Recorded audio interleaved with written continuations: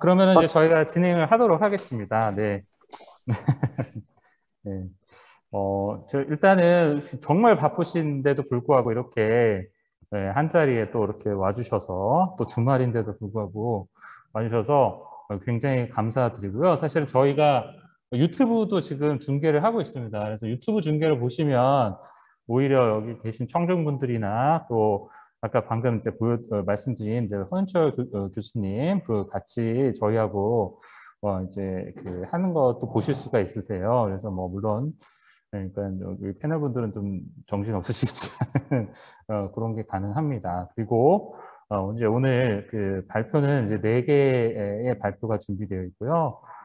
저희는 그 이제 사실 데이터, 뭐 플랫폼, 뭐 미디어 스타트업 뭐 이런 거 하면 뭐 그다음에 이제 로컬 크리에이터 이런 얘기를 하게 되면 사실 사람들이 저거는 굉장히 이제 좀 저항적인 요소들도 없고 굉장히 뭐 친자본주의고 뭐 그런 굉장히 비난을 많이 하지만 실제로 저희 그 여기 계신 분들 뭐 MZ 세대를 대변하시기도 하고 뭐 그 전 세대를 대변하시는 저 같은 뭐 하여튼 있지만 다양한 활동들을 하고 계십니다. 그래서 저희가 이 언론정보학회가 굉장히 그런 비판적인 움직임, 새로운 비판적인 움직임에 한번 주목을 해보려고 이런 자리를 마련했습니다. 그래서 저희가 이제 미디어, 데이터, 임팩트 뭐 이런 것들, 플랫폼, 데이터 저널리즘, 로컬 크리에이터 이런 것들을 키워드로 해서 어떤 이제 저희가 사실 시민이라고 했지만은 시민이라고 검주하기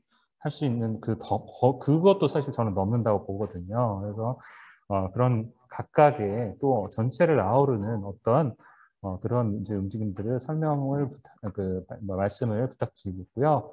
저희가 발표를 5분에서 10분 정도를 잡았는데, 저희가 토론을 뭐 물론 이제 윤현석 대표님이라든지 이성규 대표님, 뭐 현철 교수님께서 해주시겠지만 사실 저희가 전체가 다 패널로 보시고 자유롭게 말씀을 해주시면 좋을 것 같습니다. 그래서 일단 제가 뭐 소개해 드릴 수도 있는데 각자 간단하게 이제 발표하시기 전에 소개해 주시고요.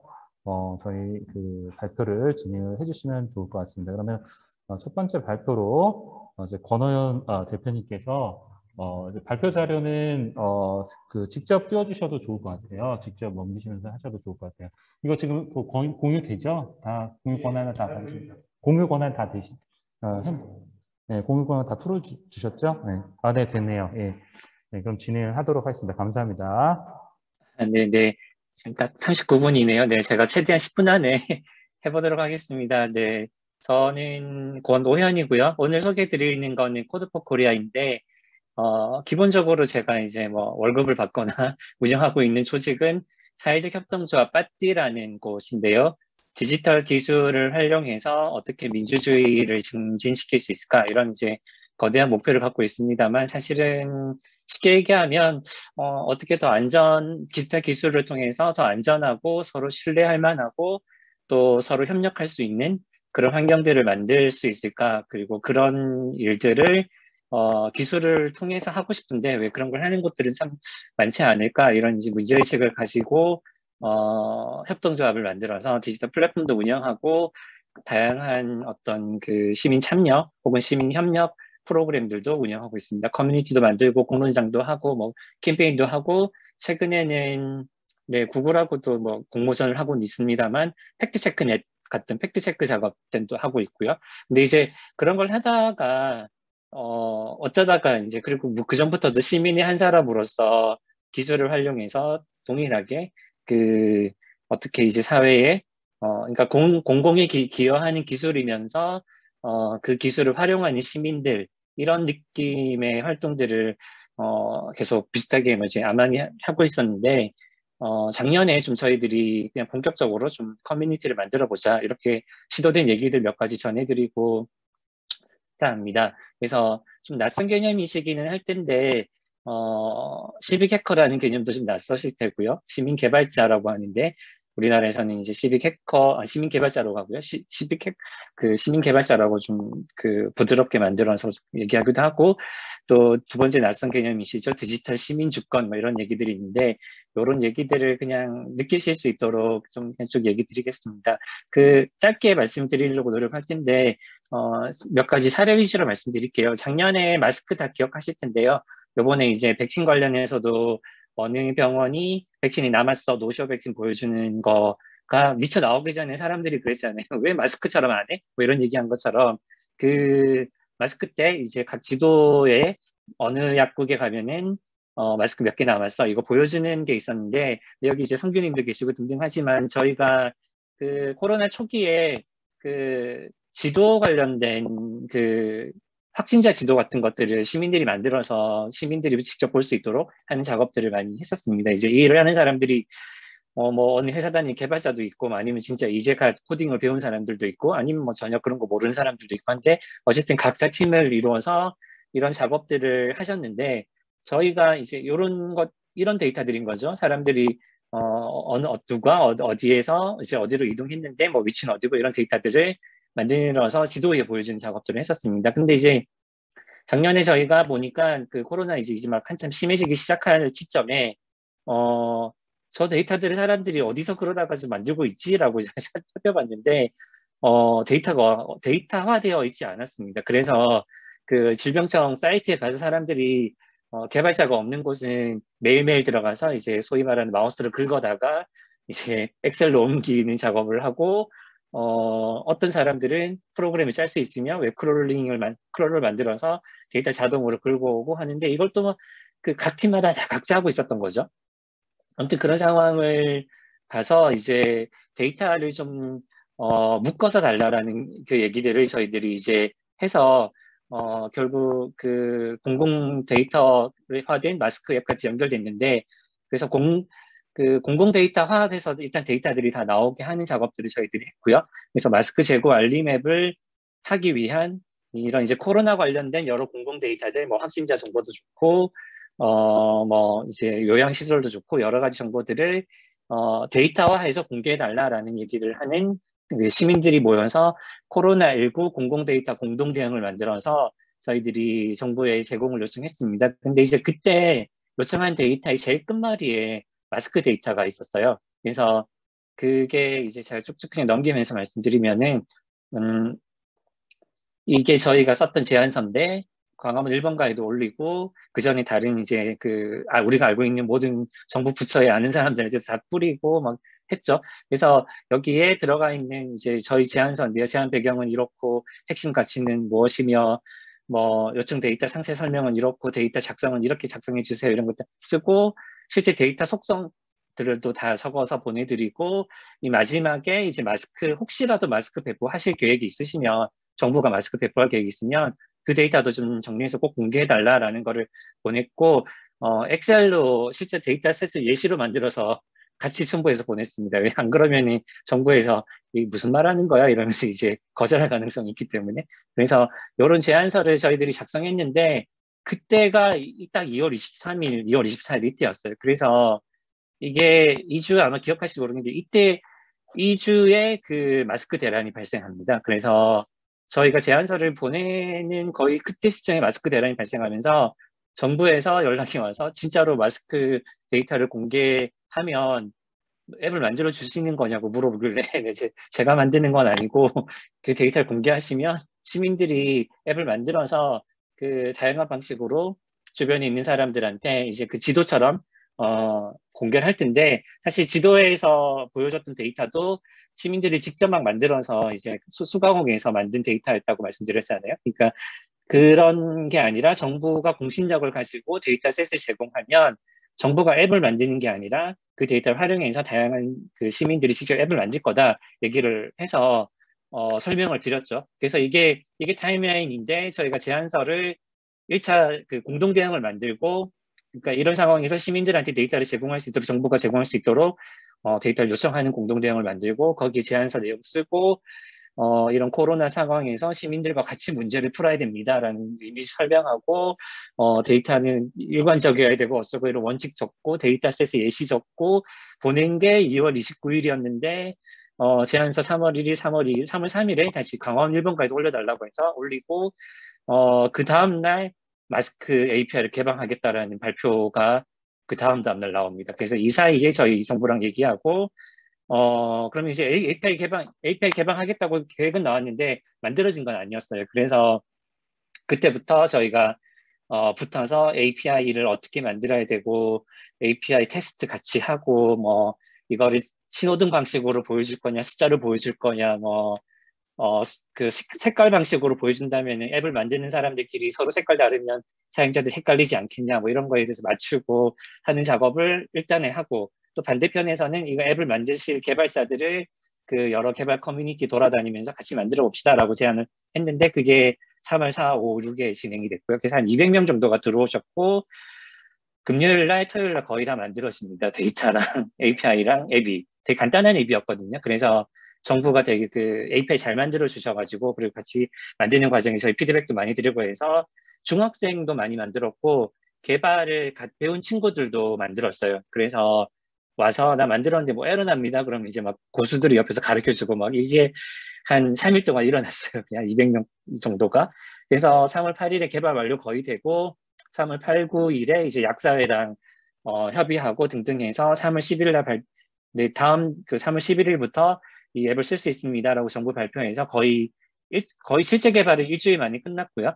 그리고 저희가 제안하고 2주 만에 이게 진행이 됐죠. 그리고 이제 API 서비스 쭉 만들어지고 했는데, 이런 작업을 해보니 저희도 이제 어쨌든 여기서 약국은 마스크 재고 입력을 하고 실시간 데이터 제공하는 거, 정부는 이걸 API화 시키는 거, 그 다음에 네이버나 이런 이제 KT에서 서버를 제공해 주셨는데 거기서 API 서버를 제공해서 안정적으로 누가 개발을 해도 앱을 만들어도 데이터 긁어갈 수 있도록 만들어주고, 다양한 시빅 해커들 혹은 뭐 기업들도 같이 이 개발에 참여했죠. 그래서 어떤 분들은 지도에만 그 앱을 만든 게 아니고 그 목소리로 그 인공지능 그런 스피커 있잖아요. 그래서 내 주변 마스크 몇 개 남았어. 뭐 이러면 이제 어디에 몇 개, 어디에 몇 개입니다. 뭐 이런 식으로 그걸 만든 친구들도 있었어요. 근데 뭐 다양한 방식으로 한 거죠.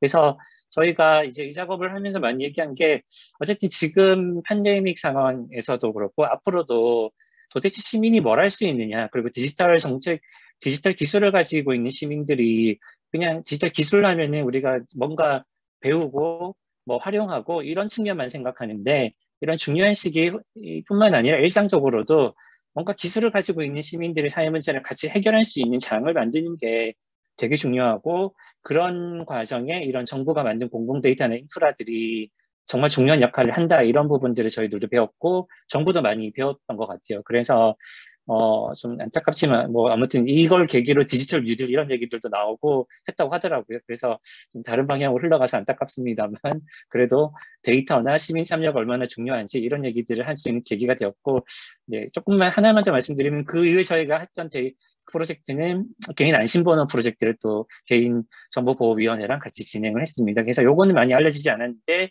그 가게 수기 입장할 때 그 전화번호를 적는데 전화번호 대신에 쓸 수 있는 개인에게 발급된 번호를 만들었고, 그 알고리즘과 그 시스템은 그 코드를 저희가 만들어서 그 질병청에 드리고, 또 네이버나 카카오, KT, SK 드려서 앱에 이제 그 번호가 표출되게 하고, 하지만 이게 다 암호화되어 있기 때문에 그 번호를 안다고 해서도 질병청 빼고는 그 복구할 수 없는 그런 기술을 만들어서 같이 그 작업도 했었고요. 뭐 이런 작업들을 고등학생이 주도해서 했거든요. 네, 그걸 네, 고2였는데 네, 같이 진행을 했었습니다. 그래서 이런 작업들을 저희 코드포 코리아에서 하고 있고요. 계속 할 생각인데, 뒤에 파티 속에는 뭐 이런 일들을 하는 일들을 팩트 체크넷도 하고 등등 하고 있고요. 뒷부분에서 이 부분만 조금 말씀드리겠습니다. 그래서 기술하면 여전히 기술을 사람들의 생활을 편리하게 하고 뭔가 산업을 혁신하는 데 활용할 수 있다, 이런 측면들. 그리고 그래서 지금 팬데믹 상황에서 정부나 기업이 나서서 사람들이 이런 이제 어려움 겪고 있는 걸 기술로 해결해 주자, 뭐 아니면 디지털 뉴딜 만들어 보자, 이런 얘기들을 많이 하는데, 저는 이제 말씀드리고 싶은 것은 시민을 객체로 보는 것이 아니라 시민이 주도할 수 있는 환경을 만들어야 되고, 앞으로 이 디지털 기술이 더 중요한 역할을 하고 있는 시기에 어떻게 시민들이 나서서 할 수 있게 할 것인지가 핵심 그 첫 번째 질문이고요. 두 번째는 근데 시민이 나설 수 있게 하려면 실제로 시민의 기술이어야 되거든요. 이제 그래서 시민이 어떻게 더 많은 기술들을 보유하고 그걸 활용할 수 있게 할 거냐 이런 문제는 또다시 오픈 소스나 공공 데이터 그다음에 시민 역량 강화 아니면은 코딩하지 않아도 기술을 쓸 수 있는 노코드 운동 이런 것들하고 다 연결되더라고요. 근데 여전히 기술을 바라보는 관점들은 첫 번째 국민을 위해서 기술이 어떻게 혁신이 잘 이루어질까 그리고 소비자들을 위해서 기술을 어떻게 더 좋게 만들까 이런 관점에 머물러 있는데 거기서 좀 벗어나게 하기 위한 활동들을 계속 파티와 코드포코리아에서 하고 있습니다. 그래서 기술 수용자에서 자발적 주체인 시민으로 가야 된다 이런 얘기들을 계속 나오고 있고요. 그리고 그 바르셀로나에서는 기술 주권 같은 얘기들도 나오고 있는 몇 년 전에 나온 얘기입니다. 시민들이 이해할 수 있는 기술을 정부가 써야 된다. 그리고 시민들이 뭔가 개발키처럼 도시의 어떤 여러 개발 코드들에 접근할 수 있어야 된다. 이런 얘기들이 나오고 뉴질랜드에서도 이제 얼마 전에 알고리즘을 이해할 권리, 알고리즘을 설명해야 되는 의무 이런 것들에 대해서 얘기하고 있고요. 이런 부분들에 대해서 계속 활동하고 있습니다. 그래서 많은 관심 가지고 여기 계신 분들도 모두 시민이니까 함께 활동을 할 수 있었으면 좋겠습니다. 네, 이상입니다. 네, 네, 감사합니다. 너무 저희가 사실 잘 알고 있는 이 마스크맵, 이런 것, 공공 마스크맵, 뭐 이런 것들이 다 여기서 시작된 겁니다. 그래서 굉장히 저는 흥미롭게 많은 도움도 받았고요. 자, 그러면 다음 발표는 이제 다페이스 조소담 대표님께서 이제 솔루션 저널리즘과 미디어 공동체 실험이라는 주제로 말씀을 주시겠습니다. 네, 바로 시작하겠습니다. 네, 화면 잘 보이시나요? 네, 안녕하세요. 저는 다페이스 조스담입니다. 다페이스 소개를 드릴 때는, 보통 이제 말씀드리는 것들이 있지만, 다페이스가 어떤 일을 하는지를 얘기하는 것보다 어떤 것들을 만들어 왔다라고 소개를 드리는 게 더 빠르다고 생각을 해서 저희가 만들어 온 것들을 한번 보여드리도록 하겠습니다. 할 말 많은 소방관, 보조연 기자, 요양보호사 이런 노동의 테마에 대해서 이야기를 해오기도 했었고 제1조선인의 음식 문화나 이런 디아스포라에 관련된 이야기를 하기도 했습니다. 그리고 성소수자와 정치, 인권 이런 이야기들도 계속 하고 있고요. 타이 마사지, 성매매, 묵인되는 어떤 성매매 산업의 구조 같은 것들을 파헤치기도 했습니다. 그리고 랜덤 채팅 앱에서 일어나는 아동 성착취에 관련된 르포 영상이 많이 퍼지기도 했었는데요. 가장 최근에는 작년에 코로나 때문에 사람들이 이제 퀴어 문화 축제에 못 모이게 됐을 때 저희가 인스타그램을 활용해서 행렬을 만드는 온라인 키퍼를 연 게 있었는데요. 이제 우리는 없던 길도 만든다라는 테마로 그 행사를 열었었고, 다페이스를 떠올렸을 때, 이 기업, 이 조직은 없던 길도 만드는 조직이다. 뭔가 이렇게 저는 이어져서 설명을 하기도 하는데요.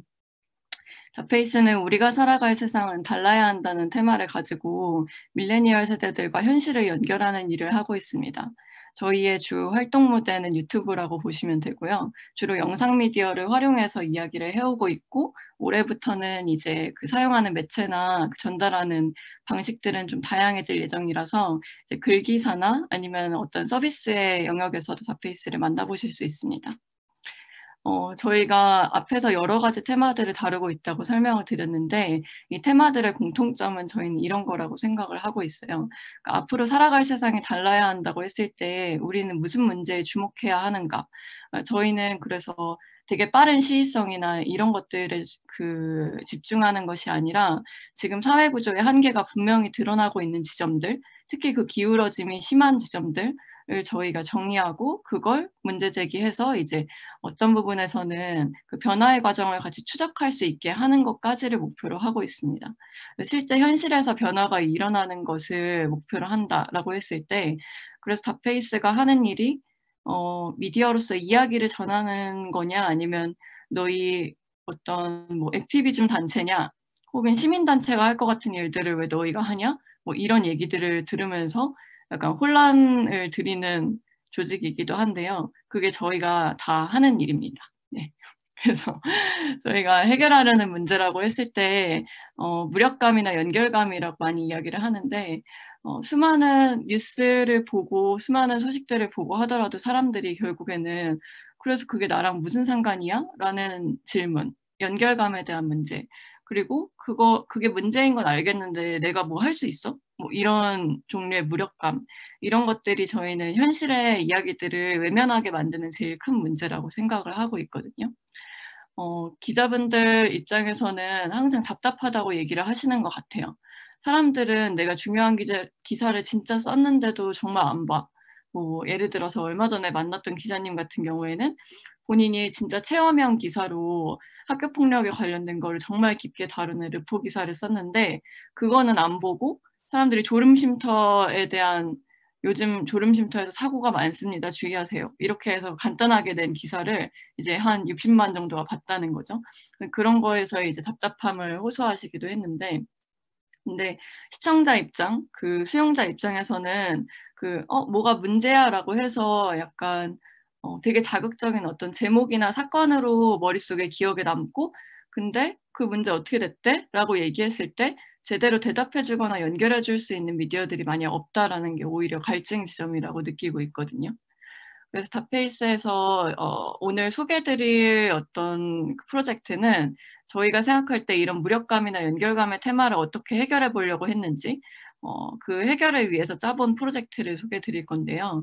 첫 번째로 저희가 생각했을 때는 그러면 사람들이 중요한 기사를 써도 안 보는 게 문제가 아니라 그 보고 싶을 때 볼 거라고 약속하고 전달해주는 과정이 없었던 게 아닐까라고 생각하는 거였고, 그래서 현재 진행형으로 앞으로 이런 소식을 전달할 겁니다. 어떻게 상황이 바뀌는지 추이를 같이 지켜봅시다. 라는 테마로 이제 약속을 하고 지켜볼 수 있도록 하는 테마였고요. 예를 들면 스쿨미트 어떻게 됐어? 라고 하는데 지금도 소송이 계속 진행되고 있거든요. 얼마 전에 2심이 끝났었고, 그리고 그 난민이 못 나오고 있다는데 어떻게 됐어? 라고 했을 때 나올 수 있는지, 언제 나올 수 있는 그 중요한 시점이 되는지 이런 것들을 지켜볼 수 있게 계속 어떤 프로젝트로 구조를 짜주는 것. 그리고 두 번째로는 문제 해결에 기여할 수 있도록 해보자라는 게 있었는데요. 뭐가 문제인 건 알겠는데 그래서 내가 할 수 있는 게 있어? 그건 보건복지부가 할 일 아니야? 뭐 이런 식으로 계속 거리두기를 하게 되는데 시민들이 할 수 있는 일이나 아니면 그 안에서 효용감을 느낄 수 있도록 어떤 효용감을 느끼는 구조를 짜주는 것, 이런 것들을 할 수 있다고 생각을 했고, 세 번째로는 저희는 기본적으로 어떤 이슈를 소비하는 사람들이 이슈를 중심으로 한 하나의 공동체가 될 수 있다고 생각하고, 온라인에서 어떤 미디어들이 만드는 커뮤니티라는 게 있다고 생각을 하고 있거든요. 그래서 그 커뮤니티에 모이는 사람들은 전문가인 사람도 있고, 그 문제의 당사자인 사람도 있고, 그 문제를 현장에서 취재한 사람도 있고, 그 문제를 해결하고 싶어하는 조금 관여도가 낮은 시민일 수도 있고, 그런 사람들이 모여있다고 했을 때 그게 되게 가치가 높은 공동체라고 생각하기 때문에 같이 이야기 나눌 수 있도록 구조를 짜보자. 이 세 가지가 있었습니다.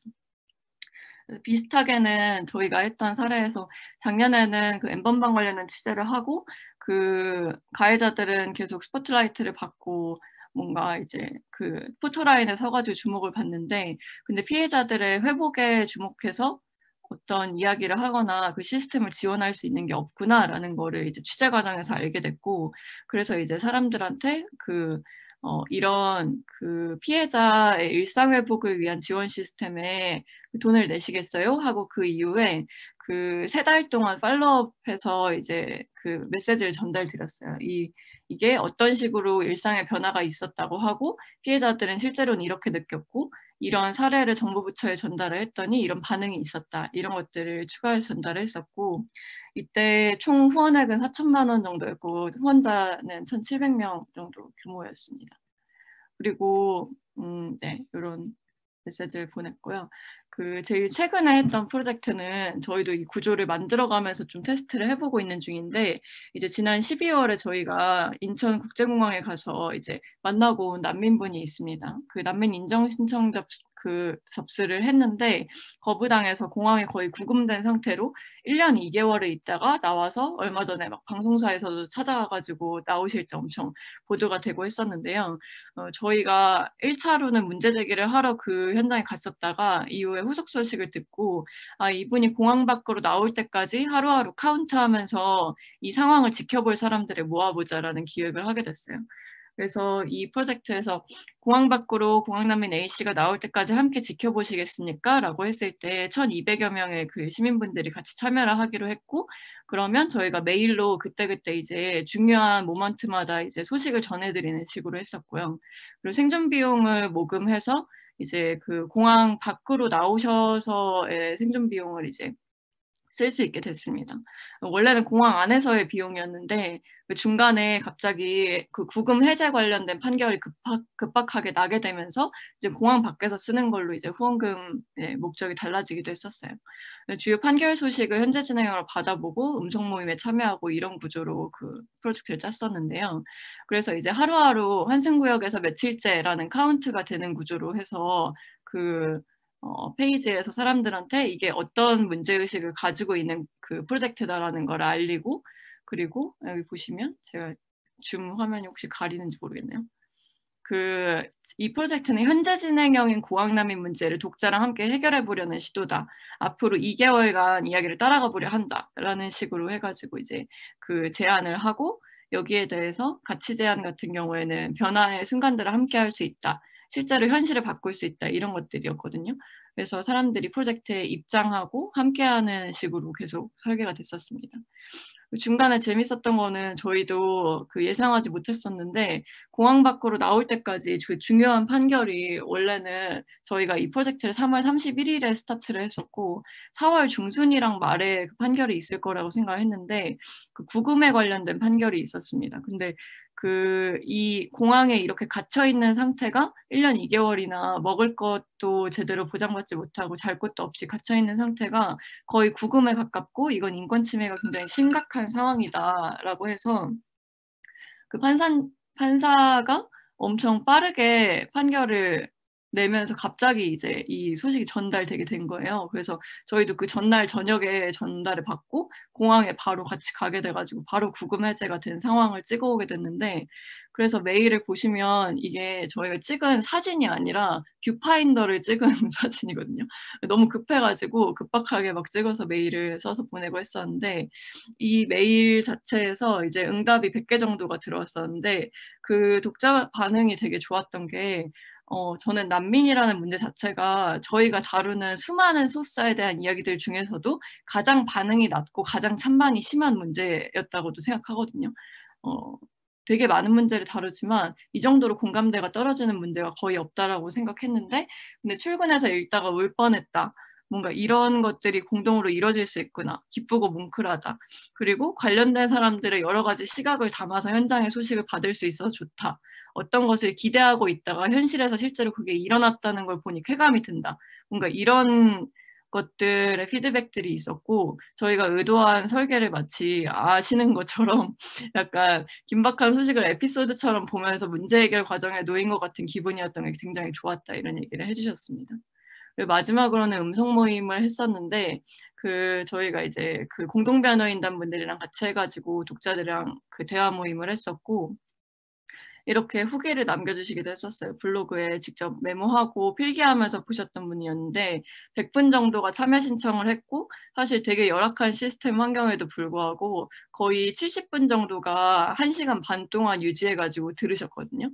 그래서 그것 자체가 되게 놀랍기도 했는데 시스템에 대한 부분 피드백 말고는 약간 본인들이 궁금했던 지점을 얘기할 수 있다는 거 말고도 실제로 난민 관련된 일을 현장에서 하고 있는 분들이 굉장히 많았기 때문에 그분들이 이제 들어오셔서 질문을 하는 게 이제 전체적으로 대화나 아니면 나오는 이야기의 수준이 굉장히 풍부해지는 어떤 그 경험이었거든요. 그래서 그런 것들이 되게 좋았고 뭔가 이런 피드백들을 받았습니다.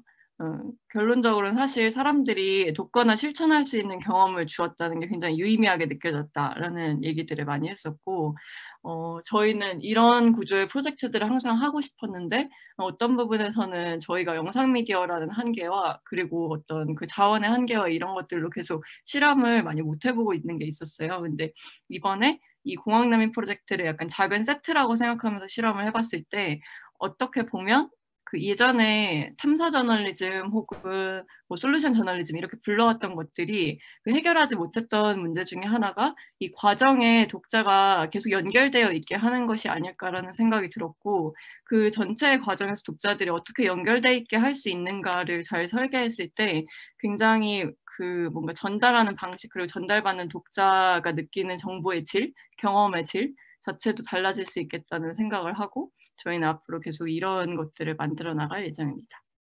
여기까지입니다.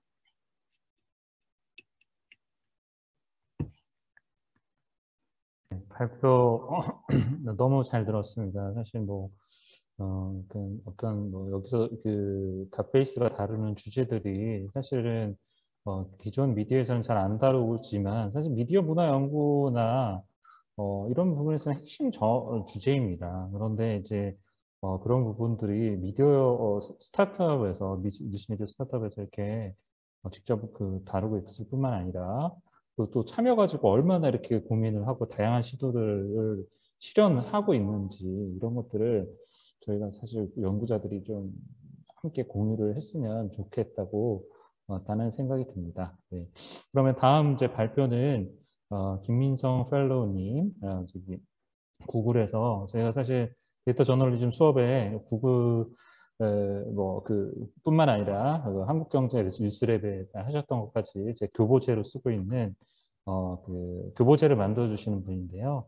뭐 거기서 이제 지금 구글에서 하시는 여러 활동들도 말씀을 해주실 것 같습니다. 네, 그럼 시작 부탁드리겠습니다. 예, 감사합니다. 네. 저 김민성이라고 합니다. 네, 반갑습니다. 박대민 교수님 말씀해 주신 것만큼은 이렇게 막 대단한 사람이 못 됩니다. 대단한 사람은 못 되지만, 아무튼, 저기, 오늘 조선 대표님이시나, 뭐, 권오연 활동가님이시나, 뭐, 이성규 대표님이시나, 다들, 박대민 교수님도 그러시고, 한국의 저널리즘 혹은 뭐, 미디어를 새로운 방향으로 실험하고, 또 도전해 나가고, 그걸 과거 방식의 새로운 어떤 오디언스 센트럴한 방식으로 진화하는 되게 많은 노력들을 창의적으로 하시는 분들이라 정말 오늘 같이 좋은 얘기들을 나눌 기회를 주셔서 대단히 감사하게 생각합니다. 저 같은 경우에는 오늘 저기 발표 드리려고 가져온 주제가 데이터 저널리즘과 구글 뉴스랩 뭐 이런 내용인데, 네, 사실은 저기 말씀 주셨던 것처럼 제가 구글 뉴스랩을 작년 이제 10월부터 티칭 펠로우를 하기 이전에는 한국경제에서 2015년 9월부터 한경의 구글 뉴스랩이랑 똑같은 뉴스 실험실을 만들어서 6년 정도 이어왔었는데, 사실은 구글 뉴스랩이 2015년 6월에 만들어졌어요. 2015년 6월에 만들어지고 한경 뉴스랩이 2015년 9월에 만들어졌는데, 사실은 제가 약간 좋게 말하면 벤치마킹한 거고 약간 베낀 거죠. 아무튼 뉴스를 대단히 R&D 할 수 있는 문화가 대단히 필요하다. 그걸 통해서 새로운 곳으로 나아갈 수 있어야 된다. 그래서 그런 생각들을 여전히 많이 가지고 있고, 그거에 대한 것들을 구글 뉴스랩을 티칭 펠로우를 하면서도 많이 보려고 노력하고 있습니다. 사실은 여기 첫 장에서는 데이터 저널리즘과 구글 뉴스랩인데, 사실 제가 여기 플러스를 하나 넣어 놓은 건, 뭐 잘 아시겠지만 데이터와 저널리즘이란 단어가 합쳐지면 뭐 범위가 너무 크게 확장하잖아요. 뭐 예를 들면 데이터 저널리즘이라고 저희가 흔히 얘기하면 저널리즘 분야에서 데이터와 어떻게 저널리즘에 이바지할 수 있는가 같은 차원에서 뭐 누군가가 어떤 방식으로 데이터를 얻고 분석하고 뭐 그걸 가지고 어떤 형태로 뭐 어떤 보도를 할 수 있는가도 있겠고, 혹은 또 저널리즘 분야에서 서비스, 뭐 CMS든 뉴스 서비스든 그 뒷단에 있는 메타데이터 구조와 소스코드 구조와 이런 데에서 데이터들을 어떻게 구조화할 것인가, 형식화할 것인가, 같은 문제도 있을 것이고요. 그리고 지금 되게 많은 분들이 관심을 가지실 저 데이터라는 것 자체가 정말 뭐 그 뉴스 저널리즘의 다양한 컴포넌트로서 동원되는 데이터들이 예를 들면 그 뉴스의 어떤 신뢰도를 결정하는 요인이 되고 혹은 저런 그 데이터들을 가지고 더 나은 뭐 예를 들면 뭐 머신러닝이나 딥러닝을 통해서 구독 기반의 어떤 좋은 추천 방법론들로 나갈 수 있는가 같은 정말 여러 형태로 그래서 뭐 네이버 에어스나 뭐 다음 루빅스나 혹은 구글의 추천 알고리즘이나 너무 다양한 분야가 있을 텐데 여기 오늘은 조금 더 좁혀가지고 정말 뭐 저희가 흔히 얘기하는 데이터 저널리즘이라는 거에 대해서 구글 뉴스랩이 많은 퍼블리셔 그러니까 뭐 언론인들 혹은 언론사 아니면 뭐 미디어 크리에이터 분들 혹은 시민과 독자분들이 조금 더 데이터 기반으로 저널리즘 혹은 미디어 활동을 하시는데 어떤 도움을 드릴 수 있는 것들이 있는가를 가지고 말씀을 드리려고 합니다. 뭐 구글 뉴스랩은 이 세 가지의 이 미션을 가지고 있습니다. 네, 그래서 뭐 퀄리티 저널리즘을 어떻게 강화할 수 있겠느냐. 그리고 퀄리티 저널리즘은 당연히 디지털 네이티브한 기반 위에 조금 더 이 고품질의 저널리즘을 강화하는 방식을 같이 고민하는 것. 그리고 조금 더 지속 가능한 그 언론사, 퍼블리셔, 미디어 크리에이터 혹은 시민, 뭐 독자 프리랜서 저널리스트 분들이 독자적인 그리고 지속 가능한 성장 비즈니스 모델 구조를 만드는 데 도움을 드리는 것. 그리고 뭐 아마 많은 언론인들이 항상 그 이 기술의 진화 앞에서 잔뜩 겁을 먹고 그리고 다들 멈춰서고 뭐 갈등하고 조직 이게 잘 될 거냐 말 거냐에 대해서 고민이 많으시지만 이 기술적인 이 이노베이션에 대해서 어떻게 새로운 힌트를 드릴 수 있는지에 대해서 고민을 많이 하고 있습니다. 구글 뉴스랩 같은 경우에는 2015년부터 이렇게 출범한 다음에 이런 식으로 전 세계에 이제 저처럼 뉴스랩 티칭 펠로우를 하고 있는 사람이 한 20명 정도 되고요. 지금 같이, 네, 그 오늘 토론하시는 그 이성규 미디어 스피어 대표님이 우리나라 대한민국의 1호 뉴스랩 티칭 펠로우셨고 제가 두 번째를 하고 있습니다. 그래서 전 세계에 이렇게 많은 사람들이 뉴스랩 일을 하기 위해서 모여 있고 그리고 에이펙 지역, 특히 아시아 태평양 지역에서도 한국, 뭐 일본, 그리고 동남아시아, 그리고 호주, 뉴질랜드 이런 지역에서 다양한 뉴스랩 멤버들이 모여서 일을 합니다. 그럼 이 사람들이 왜 모여서 이런 일들을 하고 있느냐? 그러니까 뭐 구글의 미션을 그냥 라프하게 설명을 드리면 뭐 아시겠지만 구글은 서치 엔진, 서치 서비스를 제공하는 회사인 거고 구글은 무엇보다 전 세계 정보를 어떻게 하면 구조하는지에 대해서 관심이 아주 많습니다. 그리고 어떻게 하면 사용성을 높게 만드는가? 그러면 여기에서 뉴스가 왜 등장하느냐라고 생각해 보시면 뭐 여기에 몇 가지 뭐 질문이 있는데요. 순다 피차이 아시죠? 구글과 모기업인 알파벳의 CEO인데 순다 피차이가 되게 많이 강조하는 게 구글이 항상 저널리즘을 아주 디플리하게 관심을 가지고 있다. 왜냐하면 그 뉴스라는 정보, 구글이라는 서치 엔진 입장에서는 뉴스라는 그 상품은 대단히 신뢰도가 높은 컨텐츠이자 서비스이자 사람들에게 조금 더 사실 기반이고 검증된 어떤 정보를 제공하게 하는 창입니다. 그래서 구글의 미션과 퍼블리셔 혹은 저널리스트의 미션이 다르지 않다라고 되게 말을 많이 하는 거죠. 그리고 이런 차원들은 뭐 여러분들 잘 아시겠지만 뭐 저널리즘을 사랑하시는 많은 분들이 그 정말 텍스트북으로 읽으시는 저널리즘의 원칙에도 나오듯이 뭐 팀 로젠스틸이나 이런 사람들이 항상 시민 그리고 그 저널리즘의 첫 번째 의무가 진실 그리고 저널리즘의 가장 충성을 바쳐야 할 대상이 시민 그리고 사실 확인의 규율 이런 것들을 얘기하잖아요. 그래서 구글과 저널리즘의 미션이 다르지 않다라는 인식에서 출발하는 게 구글 뉴스 이니셔티브입니다. 그래서 이거는 작년 10월 달 정도의 자료고요. 구글 뉴스 이니셔티브는 2018년 3월에 출범을 했습니다. 그래서 전 세계적으로 약 3억 달러, 우리나라 돈으로 따지면 뭐 3,300억 달러, 3,300억 원을 전 세계에 있는 수없이 많은 뉴스 파트너들과 함께 아까 보여드렸던 뉴스랩의 세 가지 그런 미션들을 저널리즘 미션을 하기 위해서 움직이고 있습니다. 그래서 뭐 다양한 뭐 예를 들면 토픽들을 가지고 주제들을 가지고 뭐 아까 그 첫 번째가 그 퀄리티 저널리즘을 하실 수 있게 돕는다 이런 것들이 있었잖아요. 그래서 예를 들면 데이터 저널리즘을 쉽게 처음 시작해 볼 수 있는 방법 혹은 유튜브를 조금 더 잘 활용해서 비디오 저널리즘 서비스를 해볼 수 있는 방법들뿐만 아니라 뭐 지금 같은 뭐 이 전 세계적으로 코로나 팬데믹 혹은 이 백시네이션이 대단히 중요한 이런 시기에 저널리즘 혹은 데이터 서비스적으로 혹은 팩트 체킹 기반으로 DB 기반으로 할 수 있는 기반들을 언론인들 혹은 언론사, 미디어를 운영하시는 분들과 함께 많은 고민들을 하고 있고, 그리고 AI나 머신러닝을 어떻게 뉴스룸에 적용할 수 있고, 뉴스룸에서 활용해서 새로운 과거의 어떤 문제를 해결하고 새롭게 나갈 수 있는지도 많은 관심을 가지고 있고요.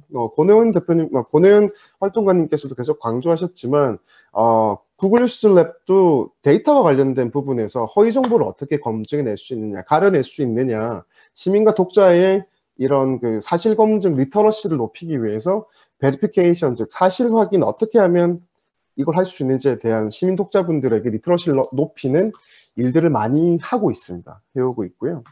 간단하게 뭐 데이터 저널리즘과 관련해서 그래서 조금 더 좁혀서 이런 것들 몇 개를 말씀을 드리면 그 폴리그래프랑 구글 뉴스 이니셔티브랑 같이 커먼 널리지 프로젝트라는 걸 하고 있습니다. 그래서 저널리스트 스튜디오를 가시면 구글 저널리스트 스튜디오를 가시면 이 툴들을 보실 수 있는데 이게 쉽게 얘기하면 뭐냐면 우리나라에 다양한 공공 데이터들이 있잖아요. 뭐 데이터.go.kr도 있고 혹은 뭐 서울시의 뭐 정보 소통 공개 소통 광장 이런 데들도 있고 혹은 뭐 하는이나 정부 혹은 지자체에서 계속 발표하는 다양한 지표들이 있습니다. 그런 지표들을 가지고 말 그대로 그걸 훨씬 컴퓨터 리더블하게 바로 변환해서 시각화해 놓고 이 데이터들은 계속 그 발표가 될 때마다 계속 업데이트가 계속 쭉 진행이 됩니다. 그래서 어떻게 보면 공공 데이터들이 되게 시민들이나 독자들이 접근하기에 되게 복잡한 형태이고 그 형태들을 그리고 보신다고 해서 대단히 쉽게 인사이트를 얻기도 쉽지 않은 구조인데 접근성을 되게 높이는 그래서 커먼 날리지 말 그대로 어떤 상식적인 우리 지식을 사람들이 접근할 수 있게 하는 이런 프로젝트들을 많이 하고 있습니다. 그러니까 저 기반은 뭐 아시겠지만 구글이 날리지 그래프라는 지식 그래프라는 형태의 검색 서비스를 이미 제공한 지 오래이기 때문에 저런 그 공공 데이터들을 제공하는 관심이 많고요. 그래서 뭐 코로나 관련해서도 보면 CDC 뭐 미국 질병통제예방센터나 혹은 FBI 센서스에서 다양한 데이터들이 여기 위에 올라오고 있습니다. 그래서 뭐 저 같은 경우에도 이런 것들을 보면서 우리나라의 어떤 그 다양한 공공 데이터들이 대단히 컴퓨터 리더블하지 않고 접근하기 쉽지 않고 구조하기 쉽지 않은 구조로 발표되어 있는데 좀 시민과 독자들에게 이런 그 접근하기 좋은 구조로 많이 바뀌어가면 좋겠다는 생각을 많이 하고 있고요. 그리고 최근에 뭐 백신과 관련해서 전 세계적으로 가장 중요한 문제지 않겠습니까? 그래서 백신과 관련된 팩트체크 데이터베이스로 이런 그 팩트체크 익스플로러를 같이 제공도 하고 있고요.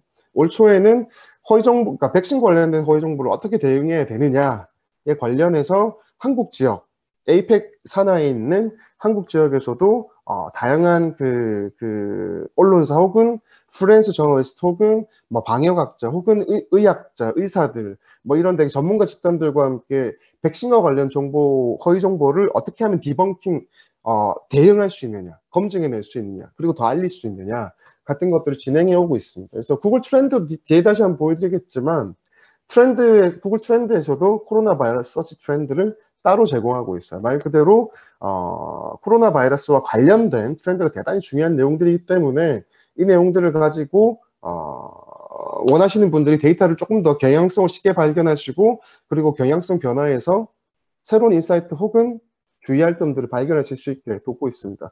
아무튼 그 핀포인트 이게 지금 구글에서는 예를 들면 그 탐사보도 혹은 데이터 저널리즘을 하려고 하시는 언론인 혹은 뭐 시민과 독자분들, 프리랜서 저널리스트, 미디어 크리에이터 분들에게 OCR 방식 기반으로 대용량 문서에서 를 OCR하고 OCR한 그 데이터 위에서 세 가지 엔터티를 자동으로 뽑아서 알려주는 되게 큰 프로젝트의 툴이거든요. 그러니까 쉽게 말씀드리면 핵심 기술은 OCR입니다. 뭐 OCR 다 아시겠지만 과학적 문자 인식 기법인데 예를 들면 뭐 만약에 저희가 예를 들면 우리가 5.18 때 뭐 되게 그때 뭐 광주민주항쟁 진압 과정이나 그 뒤에 그 뒤에 사건 이후에 행정적 처리 과정에 대해서 되게 수기로 남겨져 있는 문서들 되게 많잖아요. 재판 기록들이라든지.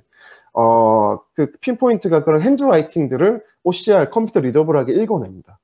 그게 데이터 저널리즘과 그리고 디지털 탐사 보도를 할 수 있는 근간이 되는 거겠죠. 그래서 그걸 통해서 되게 광범위한 수만 장의 페이퍼들, 뭐 다큐멘트들, 한글로 특히 한글로 된 것들을 여러분들이 쉽게 데이터로 구조화할 수 있습니다. 그리고 이 핀포인트를 쓰시면 대표적으로 세 가지 엔티티를 끄집어내거든요. 예를 들면 그 문서 안에 담겨 있는 사람 이름, 이건 사람 이름이야. 이건 그리고 그 어떤 조직, 기관의 이름, 이건 조직과 기관의 이름이야. 다른 하나는 이게 어느 동네야, 어느 지역이야. 세 가지 엔터티를 자동으로 끄집어냅니다. 세 가지를 자동으로 끄집어내는데 핀포인트가 이제 한국어를 지원합니다. 3월 말, 4월 초부터 이게 지원이 됐어요. 그래서 뭐 2달 정도가 됐는데 만약에 여러분들이 이런 뭐 고위공직자 재산 공개와 관련해서 전자관보에 들어가 보면 PDF로 된 것들이 이렇게 되게 많이 떨어져요. 뭐 여기 이렇게 보시면 이게 뭐 그 지금 제가 찾아놓은 건데 윤석열 전 검찰총장에 관련된 이걸 보시면 이런 식으로 PDF 문서가 떨어진다라고 하면 이런 문서들을 다운받으셔서 핀포인트에 업로드하면 보시는 것처럼 재산 공개 내역에 등장하는 사람의 이름 그리고 그러니까 여기에 등장하는 어떤 뭐 기관 혹은 회사 조직의 이름 그리고 지역들을 알려줍니다. 그러면 뭐가 가능해지냐면 사람과 지역 그리고 기관 이름 세 가지로 동일한 패턴의 동일한 문서들의 내용들을 동일하게 끄집어낼 수 있는 거거든요. 왜냐하면 탐사 보도를 할 때 여러분들이 예를 들면 만약에 5.18 문서에서 전두환이 개입한 혹은 누군가가 개입한 명령에 개입한 뭔가 찾아야 된다라고 하고 그 문서가 수천 장이라고 하면 거기에서 예를 들면 전두환 혹은 A라는 사람 이름 그리고 뭐 발포 명령 이런 동일한 키워드를 끄집어내야 되잖아요. 찾아내야 되잖아요. 그걸 방식을 제공하는 겁니다. 이런 식으로. 그래서 핀포인트 핵심은 머신러닝입니다. 결과적으로. 왜냐하면 이러한 그 사람, 조직 혹은 장소에 대한 명확한 그 정확도를 높이기 위해서 뒷단의 머신러닝이 계속 돌고 있어요. 그래서 여러분 우리가 한국어와 관련된 문서를 핀포인트에 더 많이 쓸수록 우리는 아마 더 정확도가 높은 탐사보도에 기반이 될 이런 그 데이터 엔티티들을 더 정확성 높게 만나볼 수 있는 기반이 돼갈 거라고 생각합니다. 그 다음에 뭐 플로렌츠 같은 툴들은 아마 많이 보셨을 거예요. 뭐 데이터 저널리즘 얘기가 나오면 두 번째는 항상 시각화에 대한 얘기들이 나올 수밖에 없기 때문에 그래서 플로렌츠 툴도 한번 뭐 여러분들께서 뭐 관심 있으시다면 써보시면 상당히 강력한 기능을 정말 많이 제공합니다. 그래서 예를 들면 뭐 이런 것들에 대해서 뭐 제가 말씀을 드리고 싶은 거는 구글 트렌드도 뭐 아까 설명드렸고요. 혼자서도 지각할 수 있다. 혹은 혼자서도 데이터 저널리즘 해볼 수 있다. 이런 얘기를 드리고 싶은 거예요. 왜냐하면 지금까지 저널리즘이 특히 디지털 기반으로 발전해 나가는 데 있어서 예를 들면 기자는 기사밖에 쓸 줄 모르고 취재밖에 할 줄 모르고 나는 디자인할 줄 모르는데 나는 코딩할 줄 모르는데 예를 들면 나는 영상 만들 줄 모르는데 그렇죠. 각자 분야에서 다 예를 들면 전문화된 그리고 되게 그 분화된 형태의 전문성이 있어야 팀을 이룰 때 가능했다라고 하면 특히 시각화 도구들이나 이런 것들은 정말 진입 장벽이 되게 높았거든요.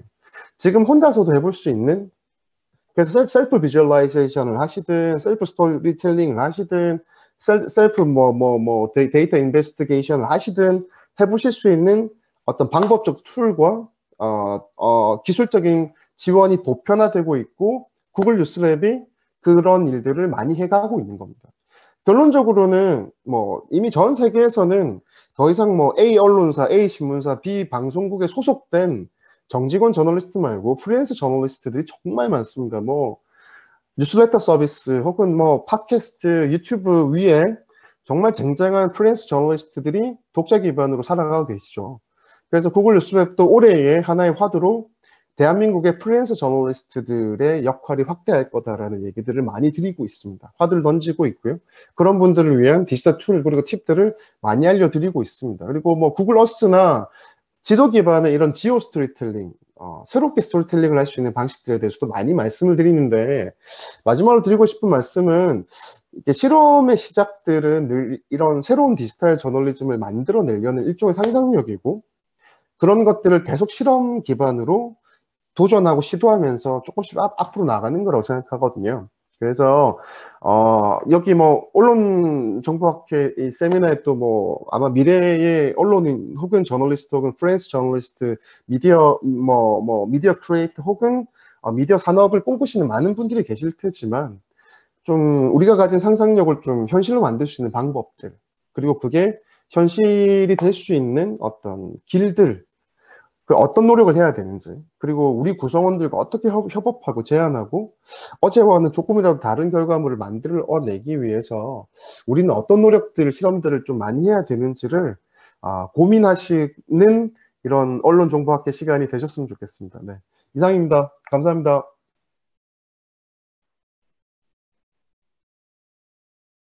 네, 너무 아까 권은 대표님도 말씀하셨지만 사실 그 노코드, 로우코드 이 선두주자로 정말 전도사 역할을 해주시는 구글 뉴스랩, 정말 제가 이걸 알았으면 데이터 저널리즘 수업을 훨씬 더 간편하게 짤 수 있었을 때, 커리큘럼을 짤 수 있었을 텐데 제가 약간 늦게 하는 바람에 저도 해보면서 수업 진행하다가 죽을 뻔했습니다.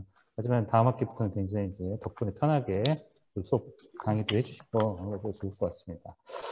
자, 그리고 마지막으로 이제 그 김혁주 대표님 로컬 하면은 데이터나 뭐 이런 거하고 코로나는 엄청난 영향을 받았지만 이제 관계가 없을 수도 있다고 생각하시기도 쉽겠지만은 김혁주 대표님은 거의 뭐 인간 플랫폼이자 또 기술을 굉장히 또 스타트업 생태계에서 투자도 받으시면서 이제 그런 문화를 접목시켜 보려고 엄청 노력하시는 정말 또 역시 로컬계 포털이자 플랫폼이자 에반젤리스트 이십니다. 그래서 저기 발표를 팬데믹 시대의 뉴 로컬에 대해서 발표를 부탁드리겠습니다.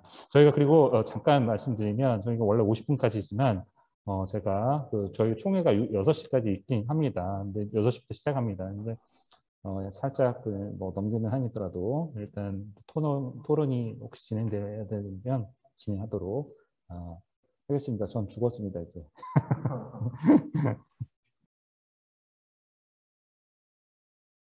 장표 보이시나요? 예, 예. 안녕하세요. 비로컬 김혁주입니다. 팬데믹 시대 이렇게 써있긴 한데 저희가 이런 거 잘 모르고요. 그냥 오프라인 비즈니스 하는 사람들이 의식 구조가 어떻게 변했을까? 코로나 2년 동안 다들 어떻게 살아가려고 무슨 고민을 했을까를 저희 회사 얘기를 통해서 조금 더 말씀드릴 수 있지 않을까? 그런 생각으로 좀 준비를 해봤거든요. 거창한 얘기는 다 넣어놨지만 그냥 저희가 이제 4년차 스타트업인데 2019년도부터 로컬 얘기를 해서 한 3년 동안 도대체 무슨 일이 벌어지고 저희는 어떻게 변했을까? 그리고 코로나 때문에 어떤 영향을 받았을까? 그 정도 말씀드릴 수 있을 것 같습니다. 보통 이제 로컬이라고 얘기하면은 지방, 지역, 시골 이런 얘기 여전히 많이들 하시는데 저희는 이제 소비자 중심으로 한 소비 동선이라든지 아니면 컨텐츠가 뭉쳐서 사람들이 특정 구역을 생각해 볼 수 있는 뭐 동네 얘기라든지 골목 브랜드 같은 얘기도 좀 많이 하고 있습니다. 네, 얼마 전에 제주 맥주 상장한 거 보셨죠? 뭐 청약하시고 하셔서 제주 맥주 주식 사신 분들도 쭉 계시는데 예전 같았으면은 맥주 회사가 상장한다는 게 꿈꾸는 게 좀 쉽진 않았던 것 같습니다. 대기업이나 좀 가능했었고 했는데 스타트업의 형태로 제주라는 컨텐츠를 가지고 맥주에 담아서 상장을 했다가 굉장히 상징적인 일이 하나 생겼습니다. 사람들은 그냥 스타트업이 객관이라고 생각하시지만 저희가 이제 매체의 입장으로 또는 미디어의 입장으로 봤을 때는 우리 씬에서도 우리 비즈니스 영역에서도 상징적인 일이 일어나는구나. 투자뿐만이 아니라 어떤 상장을 할 수 있는 그런 일들이 좀 벌어졌다. 그리고 중기부 창진원에서도 이런 얘기들을 조금 카드뉴스 해갖고 최근에 돌리시더라고요. 그래서 매출액이 얼마고 뭐 투자가 얼마고 됐고 했는데 제일 핵심은 뭐 그런 겁니다. 제주도를 팔아서 상장했다. 예전에 있는 수많은 분들은 제주도가 단순히 여행하는 곳이었는데 제주도가 컨텐츠고 제주도가 자체가 미디어가 돼서 투자를 받는 회사가 나타났다. 이런 것도 조금 상징적으로 보고 있습니다. 그리고 한 3년 전쯤에 이제 제주 맥주가 연남연이 와가지고 한 2년 전 됐네요. 되게 열심히 마케팅 활동 했었거든요. 근데 이분들이 초기에 했던 얘기도 이겁니다. 맥주에 제주가 담겼습니다. 이걸 팔아서 상장했다는 것도 굉장히 좀 놀라운 사실이지 않을까. 그런 생각으로 미리 저희 얘기하기 전에 좀 준비를 해봤고요. 뭐 어반플레이라는 뭐 연남연이에 있는 지역 콘텐츠 하는 회사도 투자 유치를 좀 받았고, RTVP 얼라이언스라고 영도, 태종대 옛날에 놀러 가보신 분들 계시죠? 영도 요즘에는 좀 다르게 가시긴 하는데 핫한 카페라든지 새로운 오프라인 비즈니스 때문에 매력을 느껴서 많이들 가시는데, 이걸 큐레이션 해가지고 비즈니스화 하시는 그런 회사들도 투자 유치를 좀 하고 있는 상황이고, 로컬 스티치라고 앞으로 좀 더 많이 들어보실 겁니다. 그런 도심 내에서 그런 동네에 있는 작은 주상복합 같은 형태들로 1인 스튜디오나 아니면 코워킹 스페이스나 작은 상점들을 묶어서 서비스하는 회사들이 또 투자를 받고 있어요. 그래서 이전에는 테크를 기반으로 투자를 받았다면 지금은 오프라인 기반으로 사람들을 연대면으로 어떻게 풀어갈까 갖고 있는 어떤 인간적인 소프트웨어 회사들, 좀 고민하는 회사들이 좀 투자를 받는 경향들이 최근 1, 2년 사이에 좀 생기고 있습니다. 이런 말씀을 왜 드렸냐면 저희가 이런 걸 좀 취재하고 얘기하고 담론화시키고, 세상이 좀 변했어요. 라이프 스타일의 변화 때문에 요즘에 테크가 없어도 투자받는 스타트업이 나타나는 회사들이 있습니다. 이런 얘기를 좀 하는 회사입니다. 저희는 페이스북을 기반으로 좀 출발한 회사예요. 그래서 엄청난 무슨 기술이 있는 건 아니고, 저희가 원래 오프라인 비즈니스를 하고 싶어서 전국에 있는 굉장히 많은 분들을 한 분 한 분씩 좀 찾아갔습니다. 여기는 사람 어떻게 만나요? 여기는 어떤 컨텐츠로 했어요? 여기는 어떤 인테리어를 가지고 비즈니스를 하고 계신가요? 여기는 식음료 서비스 어떻게 가나요?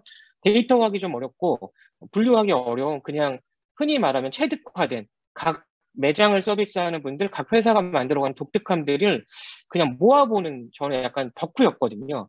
페이스북에 계속 이렇게 올리다 보니까 페이스북 포스팅도 체계화되더라고요. 주소 들어가고, 뭐 지도 들어가고, 정확하게 어떤 정보를 보여줘야 될지 고민을 하다가 페이스북 포스팅만 계속 할 게 아니라 우리가 좀 묶어서 나가야 되겠다. 그래서 되게 어설픈 뉴스 사이트를 하나 시작을 했습니다. 저희 이제 3년째 됐는데 웹진이라고 저희끼리 불리기는 하는데 저희도 뭘 담고 있는지 모르겠어요. 근데 수많은 이 오프라인 비즈니스에서 도대체 무슨 일이 벌어지는 걸까? 사람들은 오프라인에 어떤 기대를 갖고 움직이는 걸까에 대해서 취재도 좀 하고요. 특집도 좀 담아보고, 그 다음에 그 로컬 비즈니스라는 영역을 두고서 일어나는 수많은 일들에 대해서도 저희가 좀 만나서 이것저것 물어보고 담고 그렇게 여러 가지 활동을 좀 해오고 있었는데요. 저희가 2년 차 때 코로나를 만난 셈이 됐죠. 뭐 3년 차라고 할 수도 있을 텐데, 2년 동안 지금 코로나 시국을 겪으면서 오프라인 비즈니스 뭐 이미 다 예측하셨고 기사 보셨겠지만 손님을 만날 수 없는 상황이 굉장히 좀 징검다리식으로 벌어지고 있습니다. 그리고 꼭 어떤 매장을 하거나 물건을 팔지 않아도 기획사의 형태, 문화기획의 형태로 움직이는 로컬 비즈니스 회사들도 굉장히 많이 있었거든요. 근데 이분들이 결국에는 행사를 하지 못하게 되고 사람을 대면하지 못하게 되니까 고민이 시작된 거예요. 우리가 누구였지? 이 모든 걸 할 수 없게 되는 날이 계속해서 이어진다면 그럼 우리 회사는 어떻게 계속 지속 가능성을 찾아야 되지? 또는 매장 비즈니스를 하는 인테리어를 뭐 바꾸든지 아니면 식음료를 설계했던 서비스를 했던 수많은 사람들은 도대체 우리가 뭘 먹고 살았던 거지라고 본질적인 고민들을 하기 시작하셨거든요. 근데 우연치 않게도 저희가 뭘 알고 한 건 아닌데 뭐 팟캐스트를 하든 유튜버를 하든지 간에 그분들의 컨텐츠 고민들을 계속해서 저희가 알고 봤더니 담아왔더라고요. 그래서 저희는 모르고 한 일인데 많은 분들이 저희를 코로나 시국이 터지고 나서 지켜봐 주시는 건 아마도 사라진 또는 전승되지 않을 좀 옛날 얘기 같은 건데, 오프라인 비즈니스의 노하우를 니네가 디지털 더블을 뜨고 있는 거 아니라는 얘기들을 종종 해주시더라고요. 저희가 체계화된 데이터가 있는 건 아니지만 어떤 고민으로 어떻게 출발했고 어디로 가고 있고 또 코로나 시대에는 어떻게 대비하고 있는지에 대한 얘기들이 저희 쪽에서 굉장히 많이 모여 있어서 저희 이제 비로컬이라는 회사고 아마도 국내에서 로컬 비즈니스 콘텐츠 관련돼서는 유일한 내용들을 갖고 있는 회사지 않나, 그런 고민들을 하면서 점점 발전하고 있습니다. 최근에는 맥주 얘기 같은 거 굉장히 많이 저희 모으고 있는데 이유가 뭐 주류를 해보고 싶은 게 아니고요. 많은 분들이 오프라인에서 대면하지 못하니까 오프라인의 경험을 식음료에 투영하시기 시작하시더라고요. 맥주가 다양한 콘텐츠를 담고 다양한 맛을 담을 수 있으니까 브랜드화되고 또 독특한 회사들을 사람들이 찾아가게 되고 하면서 오프라인에서 직접 경험하지 못하면 내가 편의점에서 사든 아니면 동네에 가까운 맥주 브루어리에서 사든지 간에 나 혼자 혼술을 해도 집안에서 혼자 마셔도 콘텐츠를 즐기고 있다는 개념들도 점점 발전하고 계셔서 저희가 요즘에는 좀 그런 것들을 집중해 보고 있고요. 저희도 남들 하는 거 다 합니다. 그래서 뉴스레터 한번 보내보고 있는데 저희는 그냥 이런 게 있어요. 다른 그 코로나 때문에 쉽게 움직이지 못하니까 저희는 원래 하던 일이라 일주일에 뭐 4군데 이상씩 움직이고 다니니까 전국에서 각지에서 수많은 지역이 또는 로컬이라고 불리는 어떤 콘텐츠 덩어리들이 뭐 새로운 사람들을 만나기 위해서 새로운 콘텐츠와 또 미디어화에 대해서 축적하고 있습니다를 전하는 뉴스레터를 좀 하고 있는데 어느 순간 저희 안에 인사이트가 좀 생기더라고요. 로컬을 좋아하는 사람 또는 로컬 비즈니스를 소비하는 사람에 대해서 그동안 대부분 기사나 감으로 얘기했어요. 뭐 코로나니까 사람들이 가까운 동네를 좋아할 거다, 뭐 실세권을 좋아할 거다. 근데 봤더니 저희가 뉴스레터 구독자들을 지금 한 800명 가까이 지금 모아놓고 있는데 이분들한테 연령대랑 지역이랑 이것저것 물어보기 시작하니까 기사랑 그동안의 매체를 통해서 왜 로컬이 주목받을까에 대해서 전혀 다른 양상을 갖고 있더라고요. 이 얘기들은 오늘 시간이 길지 않으니까 저희가 어느 순간부터 정신을 차려보니까 다른 로컬 비즈니스 하는 영역에 저희도 같이 출발했는데 데이터 수집을 하고 이 일이 왜 벌어지는지에 대해서 나름 트래킹을 하고 있더라. 뭐 이 정도의 말씀을 좀 드리고 싶습니다. 그리고 나름의 이제 저희들도 인사이트가 좀 생겼어요. 잘 모르고 시작했지만 모아서 얘기를 하다 보니까 좀 유형화시킬 수 있더라고요. 그래서 단행본도 좀 내고 또 매거진도 내고 하면서 여러 가지 컨텐츠를 직접적으로 물성 있는 것과 온오프라인 접목해서 계속 움직이고 있는데 최근에는 뭐 맥주 행사 가는 데서 저희는 로컬 비즈니스 트랜스포메이션, 디지털 트랜스포메이션 시키는 회사요라고 소개를 좀 해달라고 하셔서 들고 나가서 여러 가지 얘기도 좀 해봤고요.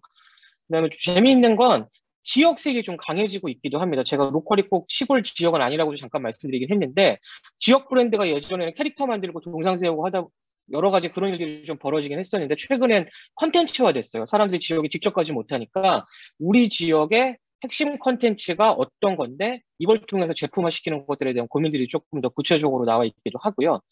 또 저희가 하다 보니까 IT 회사들이 오프라인 쪽으로 접근들을 좀 코로나 시대 때문에 굉장히 많이 하시고 있기도 하더라고요.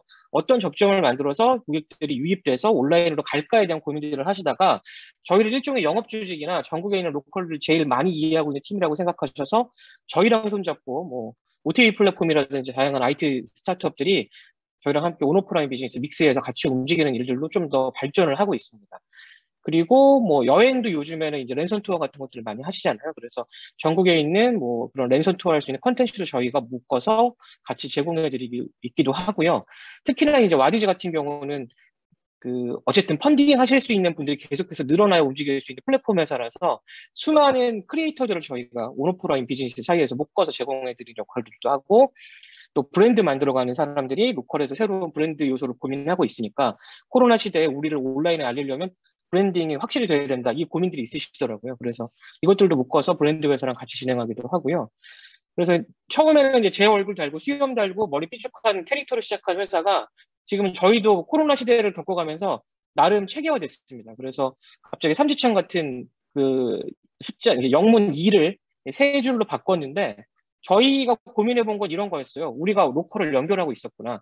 사람들이 IT라는 얘기에 반대로 오프라인을 생각했었는데 그런 게 아니라 코로나 팬데믹 시대 때문에 결국엔 모두가 컨텐츠라는 공통 요소로 좀 묶이게 되고 이걸 온라인에서 먼저 보여준 다음에 오프라인 비즈니스로 끌어내려고 노력하는데 저희가 나름 그런 일들을 좀 하고 있었구나라고 재정의하게 돼서 회사도 요즘에 저희가 좀 바꿔서 재정의하고 있고요.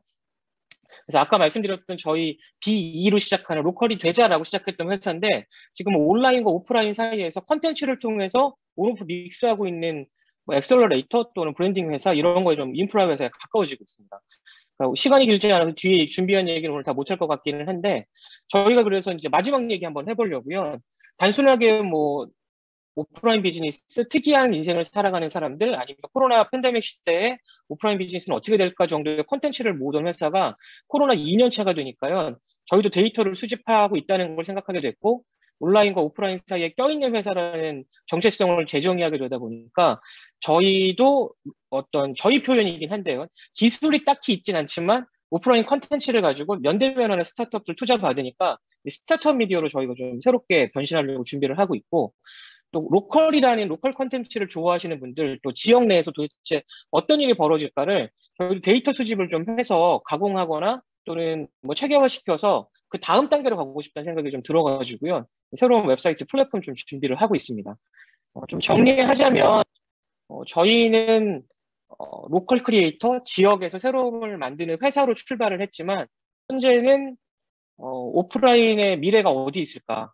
아니면 또는 뭐 온라인에서 먼저 움직이게 된다면 오프라인의 미래는 앞으로 어디로 갈까를 좀 고민하면서 여러 가지 도움을 드리는 회사로 발전하고 있고요. 저희뿐만이 아니라 오프라인 기반으로 했었던 대부분의 회사들이 웹사이트를 강화한다든지 아니면 소셜 네트워크 내에서 본인들만의 컨텐츠를 계속해서 누적한다든지 해서 약간 버티컬 미디어 형태로 움직이는 새로운 모습들도 저희가 좀 수집하고 있어서 다음번에 혹시 기회가 된다면 이런 말씀도 좀 더 드릴 수 있을 것 같습니다. 여기까지 하겠습니다. 고맙습니다.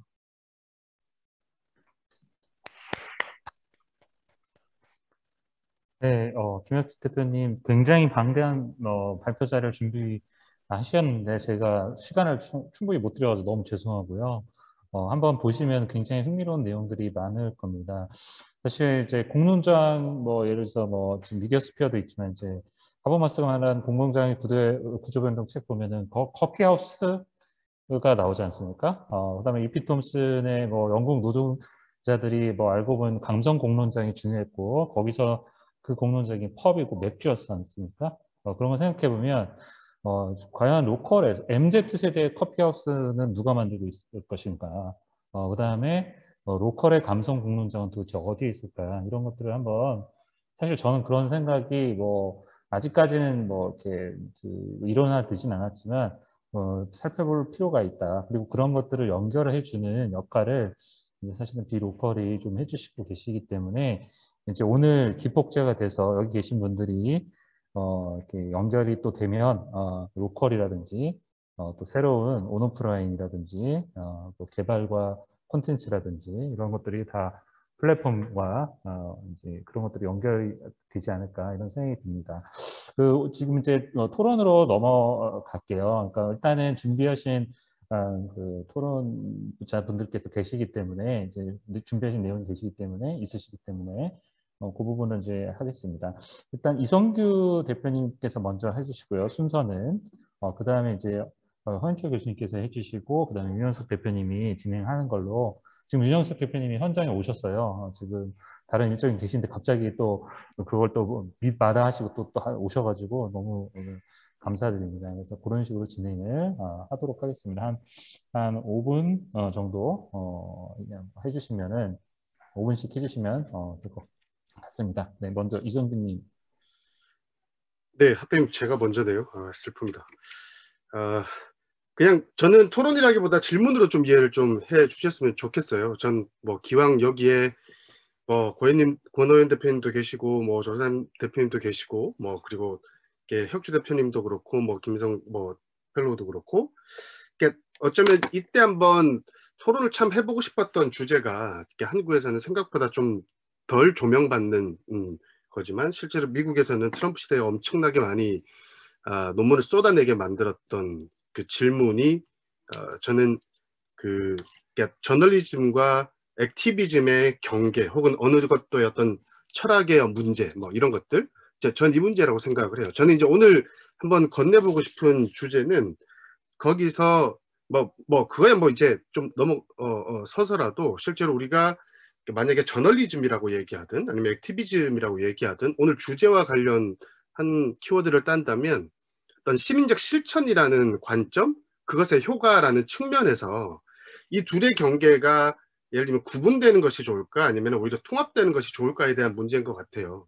그러니까 예를 들어서 그런 거, 그러니까 저널리즘도 사실은 굉장히 영역폭이 커져갔고 뭐 최근에 나오는 솔루션 저널리즘은 과거로 따지자면 과연 이것이 저널리즘의 영역인가 아닌가에 대한 되게 모호성들이 존재하던 영역이었다고 생각을 합니다. 뭐 최근 들어서 뭐 우리가 이제 액티비즘과 저널리즘의 어떤 경계들이 희미해지기 시작하면서 우리가 그 영역들로 이렇게 보통은 포괄시키긴 하는데, 그러니까 기본적으로 우리가 저널리즘과 민주주의가 관련이 있고 연결고리가 있다라고 얘기를 한다면 그 전제는 저널리즘이 얘기하는 그 행위 양식들, 결과물들이 예를 들면 시민들의 어떤 민주적 실천의 고양 혹은 뭐 참여 뭐 이런 것들에 확실히 기여하고 있다는 논리적 기기가 돼야 되잖아요. 그러니까 결과적으로 이제 그 관점에서 봤을 때 옛날에는 예를 들면 사실의 보도, 뭐 어떤 객관적인 보도 요 정도만 하면 될 거야라는 게 사실은 리프먼의 뭐 사실 뭐였지? 예, 리프만의 입장 보도 마이트 그 방식이었다면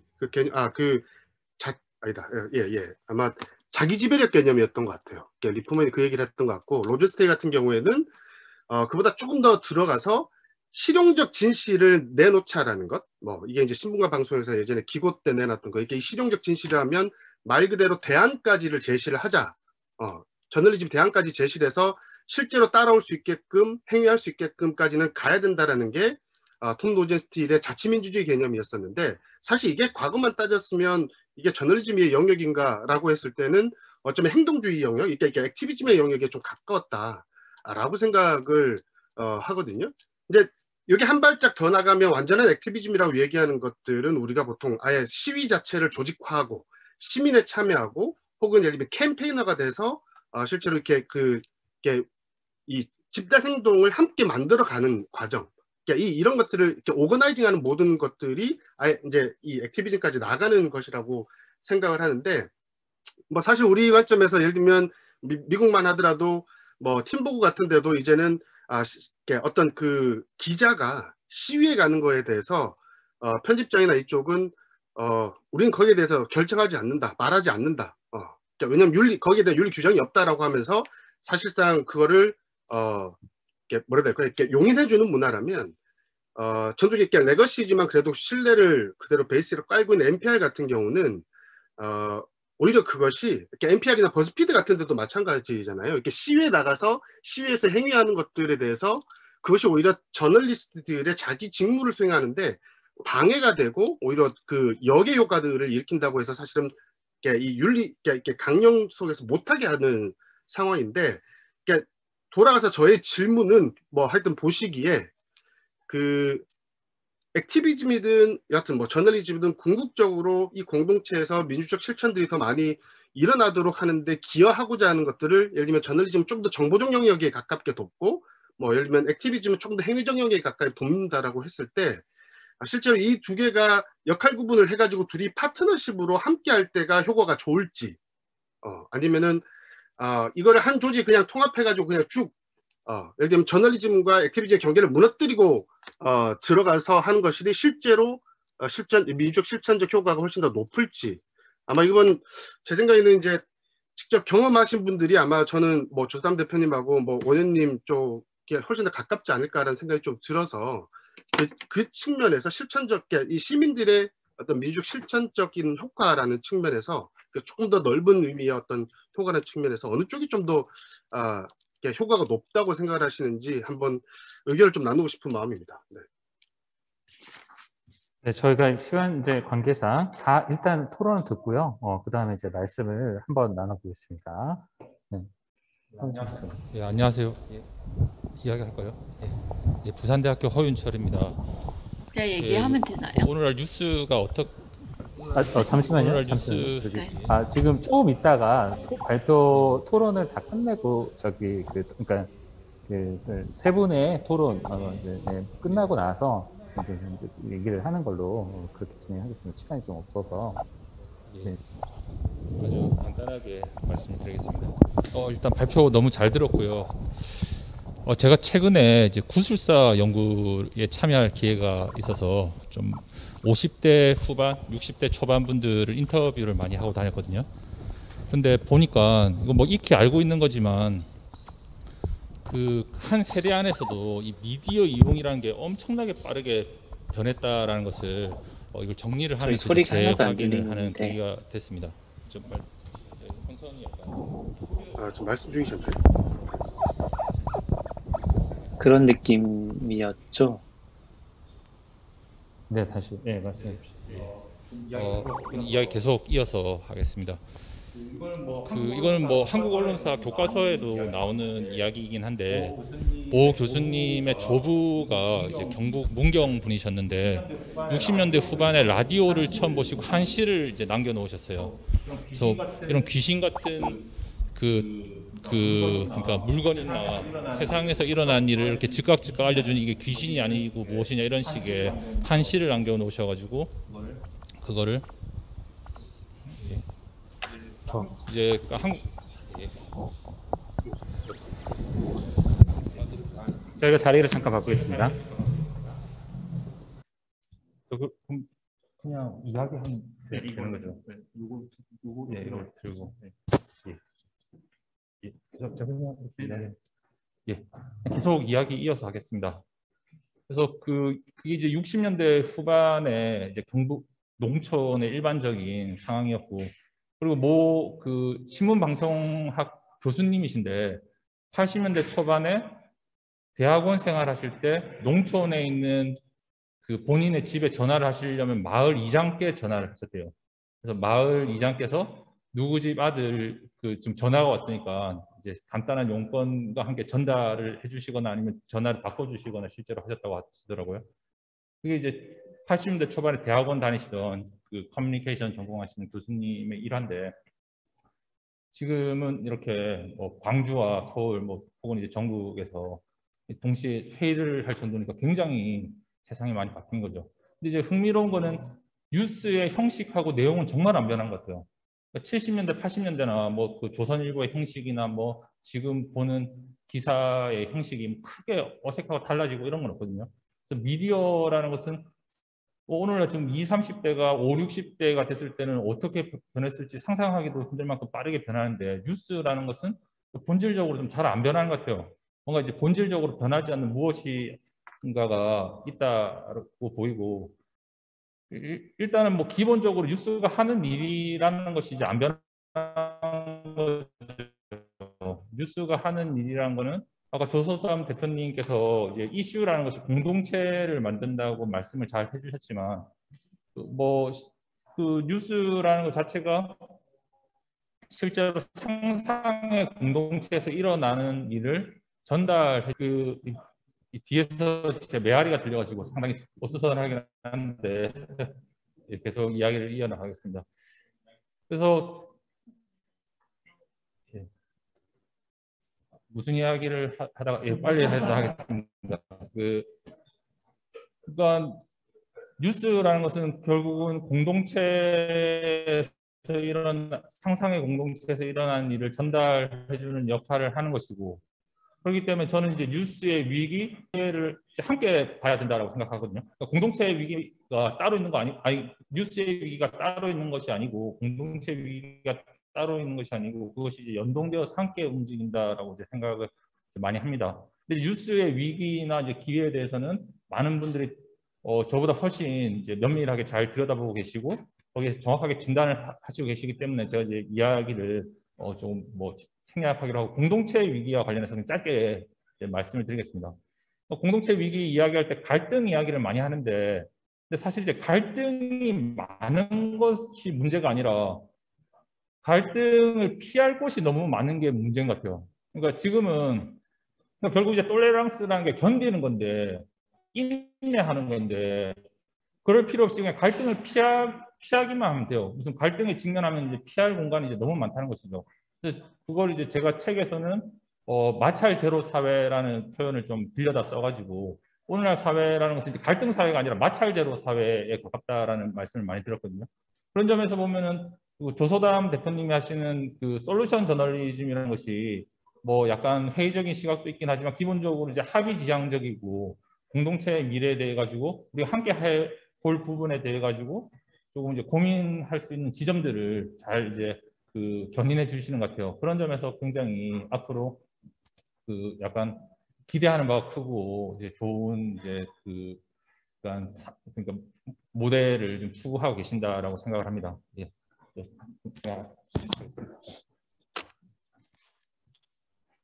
네, 저희가 마이크 이슈도 있어가지고 너무 죄송합니다. 시간 관계상 또 바로 또 넘어가죠. 윤석 대표님께서 또 제자리에 오셔가지고 하셔야 될 것 같습니다. 네, 네. 이거 마이크를 이 마이크로 되나요? 혹시 한번 보겠습니다. 네, 안녕하세요. 뭔가 온라인과 오프라인이 섞여 있는 좋은 즐거운 광경인 것 같습니다. 감사합니다. 네. 들리시나요 혹시? 네. 천천히 하셔도 괜찮을 것 같습니다. 예. 네. 윤현석 대표님 한번 말씀 잠깐만. 네, 들리시나요? 안녕하세요. 윤현석입니다. 들리시면 동그라미 해주십시오. 약합니다. 네. 네, 약해요. 이쪽으로.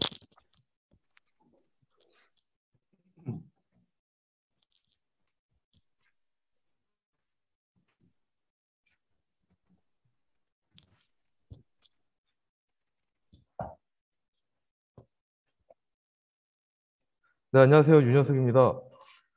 일단 늦어서 죄송하고요.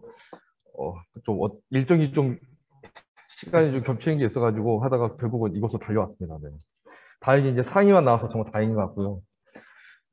저는 이제 광주에서 원래 이제 지역 계획, 도시 계획을 기반으로 해서 지역을 활성화하는 여러 이제 계획에 참여하거나 그런 실제 유휴 장소들 그리고 오래되고 낙후된 상권들을 직접 개발하고 그런 것들이 더 좋은 장소로 가게끔 필요한 콘텐츠, 그게 뭐 F&B가 됐든 공예 기반이 됐든 문화 기반이 됐든 혹은 새로운 어떤 스타트업이 됐든 이런 식으로 유치하고 함께 더 잘 성장할 수 있도록 인큐베이팅 하거나 컨설팅 하는 일들을 진행하다가 그런 일들만으로는 지역에서 뭔가 큰 방향성을 만들어내는 데 한계가 있겠다는 생각이 들어서 이후에는 콘텐츠를 직접 만들어내고 그 콘텐츠를 중심으로 한 도시 재생 혹은 도시 활성화라고 하는 생각을 가지고 무등산 불호라고 하는 이제 수제 맥주 양조장을 직접 운영하고 있습니다. 앞서 김혁주 대표님도 이제 맥주 씬에 대한 어떤 성장을 로컬의 어떤 관심과 성장과 연계해서 또 잘 말씀해 주셨는데요.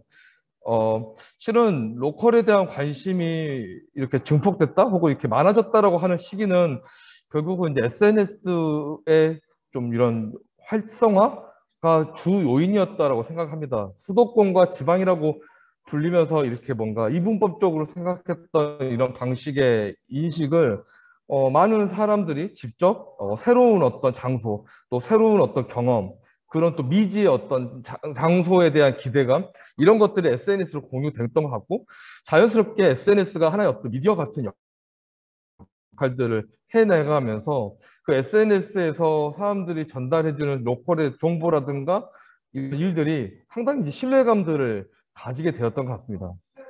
네. 결국 미디어의 본질은 신뢰라고 저는 생각을 하고 로컬에서 뭔가 다양한 활동, 개성 있는 모습, 거기에서 만들어진 컨텐츠에 대해서도 동경과 신뢰를 생성되지 않았던가라고 생각합니다. 즉 로컬의 성장과 미디어의 성장은 둘 다 신뢰를 기반으로 하는 성장인 것이고 앞으로도 이 지역에서 일어나는 여러 일들이 지역 내부로서만 정보가 끊기거나 뭔가 알려지는 방식이 아닌 전국적으로 많은 사람들에게 전달되고 또 공유되면서 그로 인해서 사람들이 이 지역으로 방문도 하거나 그 정말 이름 없는 시골의 어느 마을에서 만들어지는 어떤 빵이 막 팔려나가거나 이런 일들은 앞으로 계속 지속될 거라고 생각합니다.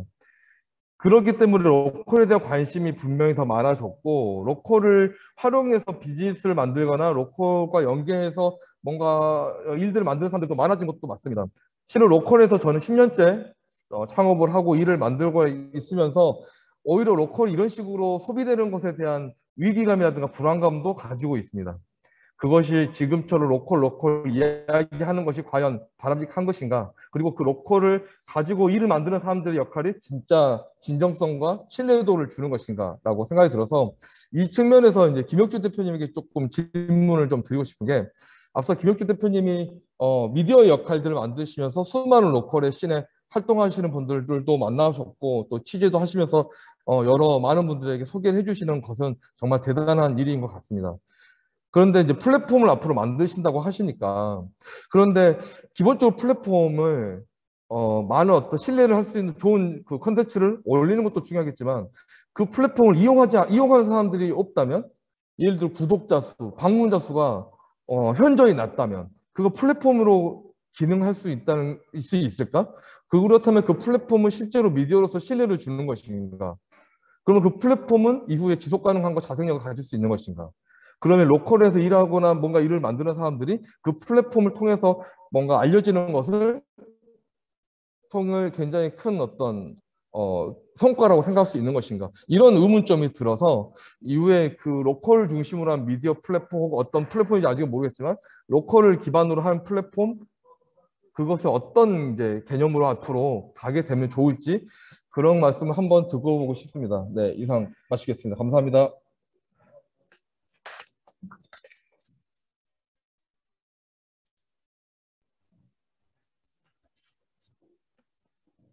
네, 저희가 그 한 2, 30분 정도 늦게 시작이기 때문에 아마 저희만 그러지 않을 겁니다. 네, 그래서 총회도 늦게 시작할 것이고 그래서 저희는 그걸 지금 전제를 하고 자유롭게 말씀을 해주시고요. 그러니까 이제 질문이 들어갔잖아요. 그러면서 코멘트도 굉장히 좋은 코멘트를 많이 해주셨는데, 그래도 이제 혹시나 그러니까 몰라서 딱 집어서 질문도 해주신 것 같습니다. 아주 좋습니다. 그래서 답변해 주시고 또 다른 발표자분께서도 말씀해 주시고 이제 자유롭게 하는, 그리고 좀 이따가 플로우도 넘기도록 하겠습니다. 네. 그러면 일단은 조소담 대표님께서 먼저 말씀을 좀 해주실까요? 아까 말씀을 하시려다가 말아가지고 네.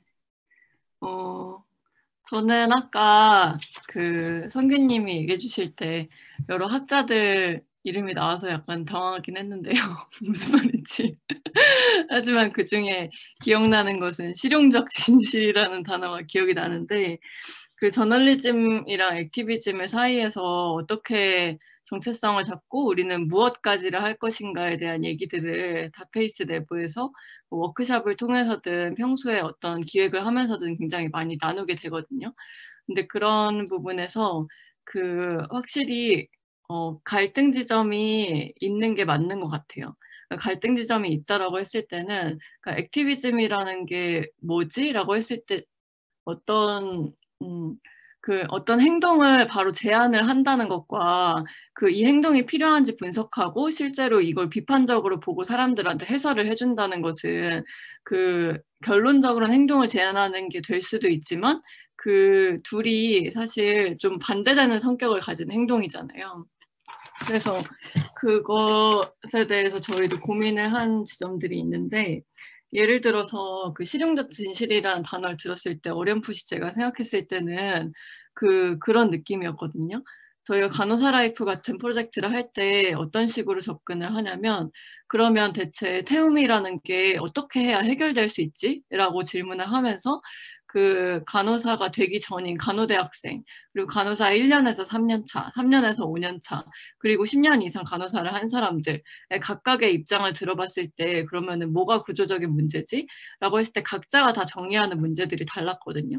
근데 그거를 두고서 그러면 이게 간호 교육 과정의 문제이기도 하고 노동의 문제이기도 하고 하면서 이런 것들을 결을 나눠보면서 어떤 부분을 해설하고 더 짚어야 될지를 얘기하는 식으로 갔었는데, 근데 그렇다 보니까 이게 이렇게 해야 합니다라는 거 이전에 실제로 저널리스트가 현장을 바라보고 해설하는 지점을 잡을 때 그게 어떻게 하면 해결될 수 있지라는 질문을 가지고 들어가는 것과 아닌 게 굉장히 차이가 난다는 생각이 들거든요.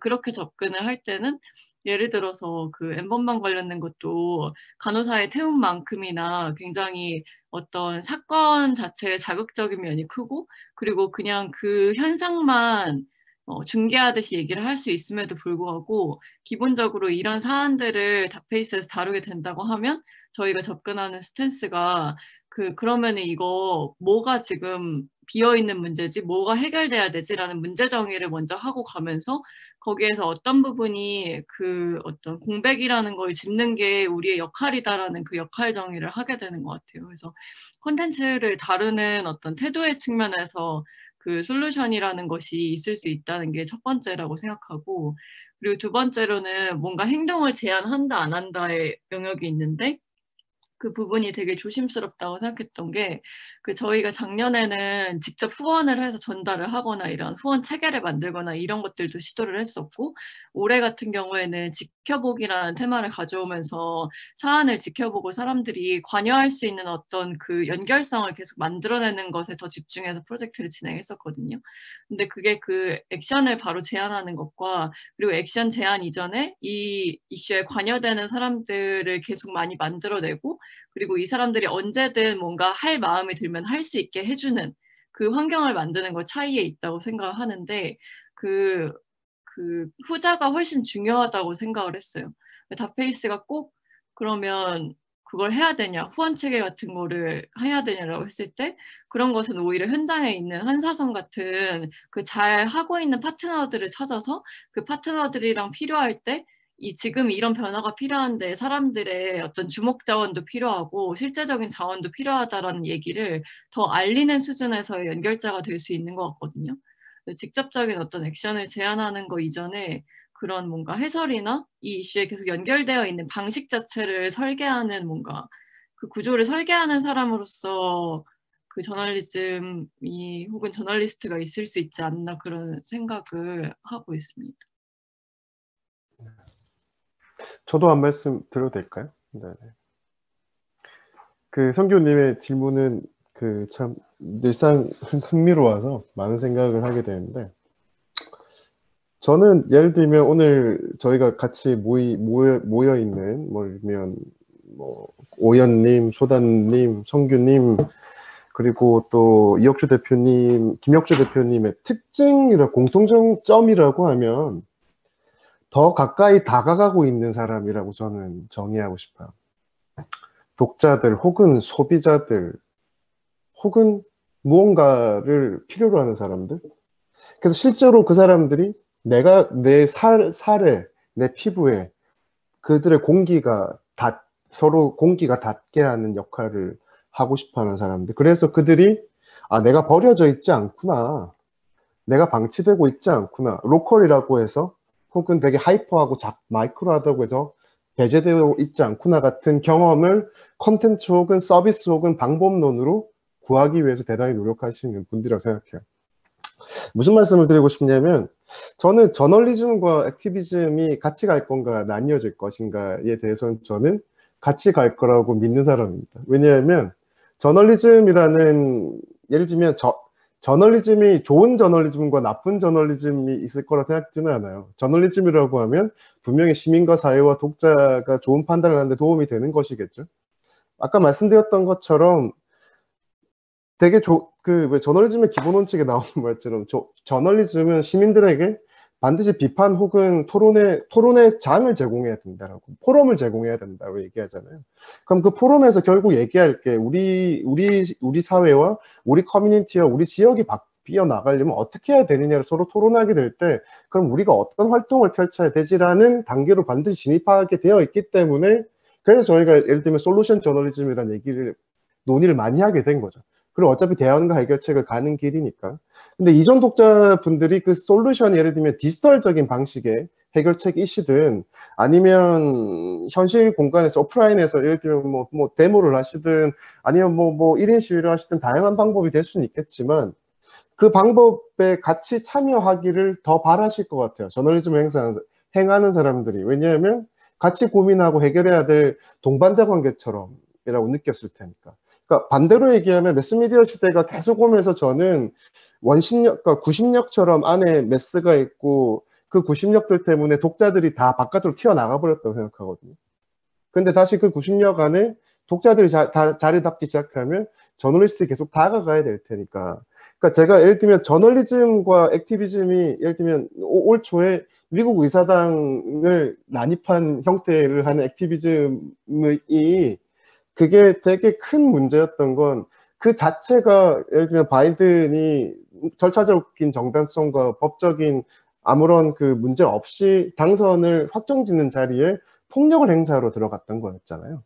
그리고 그런 사람들의 행동이 그러면 과연 그 민주주의를 위한 것이었냐에 반하는 행동이기 때문에 정말 문제가 된 액티비즘이었고, 그리고 그들의 그 행동을 어떤 특정 되게 예를 들면 조금 허위 정보 기반 혹은 과장하거나 사람들을 선동하는 형태의 미디어들 혹은 저널리즘이라고 본인들을 칭하는 사람들이 부스팅을 시킨 측면들이 되게 있었기 때문에, 그런 사례의 반대편에서는 반드시 지금 예를 들면 다페이스가 하고 있는 일, 김혁수 대표님이 하시는 일, 미디어 스피어가 하시는 일, 코드 포 코리아에서 되게 하시는 일들처럼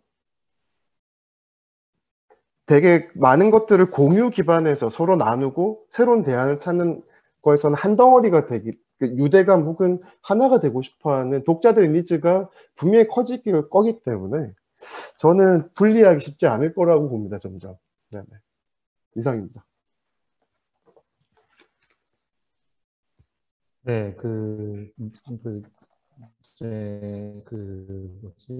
황시혁 교수님 말씀에도 또 어느 정도 답변을 해주신 것 같기도 합니다. 그러면 이제 권호연 대표님 혹시 또 여러 가지 또 질문이 권호연 대표님한테도 왔었는데, 말씀해 주시면 네, 저도 감사하겠습니다. 그냥 두 분 소장님 말씀하시는 거 그리고 민성님 얘기하시는 거 저도 동의하고 또 성교님도 아마 여러 가지 답이 있을 것 같아요. 근데 이제 그냥 저는 경험상 해보니까 그렇더라고요. 그러니까 빠띠를 할 때는 그런 고민들 많이 해요. 같이 활동하는 빠띠는 플랫폼을 만드는 곳이지. 그러니 주제를 가지고 있는 사람들이나 캠페인을 하는 사람들이 디지털 도구, 이제 이게 구글 뉴스랩에서처럼 이제 더 많은 도구들이 있어야 이 사람들이 이거 표현할 수 있으니 그걸 도와주는 역할을 하는 사람이 정말 필요하구나라는 생각들을 하면서 빠띠를 하게 되더라고요. 어쩔 수 없이. 그래서 저는 그 현실적인 얘기를 좀 드리게 되고, 이제 그리고 거기서 뭐 앞 두 분이 얘기하실 때 좀 조심스럽게 말씀하신 거긴 하지만 그럴 때 어쨌든 주제나 당사자성을 가지고 계신 분들보다 앞에 설 수가 없어요. 그리고 그런 분들이 정말 사회적으로 목소리가 더 많이 가게 만드는 역할을 하는 것이 플랫폼의 역할이고 디지털 도구들이 더 그런 것들이 많이 만들어져야 되는구나 이런 것들을 많이 이제 관심 가지지 않는 영역인데 그런 역할들을 할 수밖에 없는 지점들이 좀 있더라고요. 근데 이제 그러다 보니 나는 뭘 하고 싶은 거지? 이런 고민들 들 때 찾게 되는 고민 하다 보니 또 다시 코드 포 코리아에서는 저는 이제 그런 생각 안 하고 그냥 막 하거든요. 네. 그러니까 저도 모르게 어쨌든 그 말씀하신 거에 다 동의하고 막 등등 있는데 결국 여기 있는 분들은 또 이제 여러 가지 선수들이라고 할 수 있는 어떤 작업을 하는 입장에서는 근데 그게 참 여러 가지 그 현상으로 나타나더라. 어떨 때는 조심해야 되고 또 어떨 때는 한 발 물러서야 될 때가 있고 이런 상황들이 그 만드는 사람 입장에 좀 생기는 것도 있고 또 하지만 이제 근데 근본적으로는 시민들은 그리고 이제 시민들이 바라는 것은 내가 뭔가 기여했을 때 내가 기여했다라는 효능감을 기대하는 거고, 또 요즘 많은 문제들이 시민들이 그런 효능감을 느끼기 때문에 협력을 해서 해야 그게 또 다시 그 문제가 실효성이 생기는 시대가 되긴 한 것 같거든요. 그런 부분에서 기자들이든 뭐 플랫폼 만드는 사람들이든 사람들의 참여를 계속 끌어들여야 되는데 사람들이 왜 참여하냐면 내가 뭔가 참여하니까 변화가 일어나는 것 같지라는 실효성을 그 효능감을 느껴주게 해야 되니 또 이렇게 더 그 단위를 만들어야 되고 이런 좀 상황에서 시민들은 분명히 그걸 기대하고 있는 것 같다. 그리고 저도 시민의 한 사람으로서 내가 하는 일들이 그냥 누굴 도와주고 지원하고 하는 역할 이상이길 바라는 것 같다라는 마음 한편과 현실 한편과 또 하지만 그럼에도 네, 구글 뉴스랩처럼 그런 도구들을 누군가가 만들어줘야 시민들이 그걸 직접 할 수 있는 상황 그리고 때론 닷페이스가 그 시민들이든지 주제들을 끌고 가지만 한편으로는 조금씩 뒤로 물러나서 있는 상황도 있어야 되고 이런 것들이 현실에서 지금 우리가 느끼는 문제라기보다 상황인 것 같다라는 현실적인 얘기들을 한번 마지막으로 드려봅니다. 네.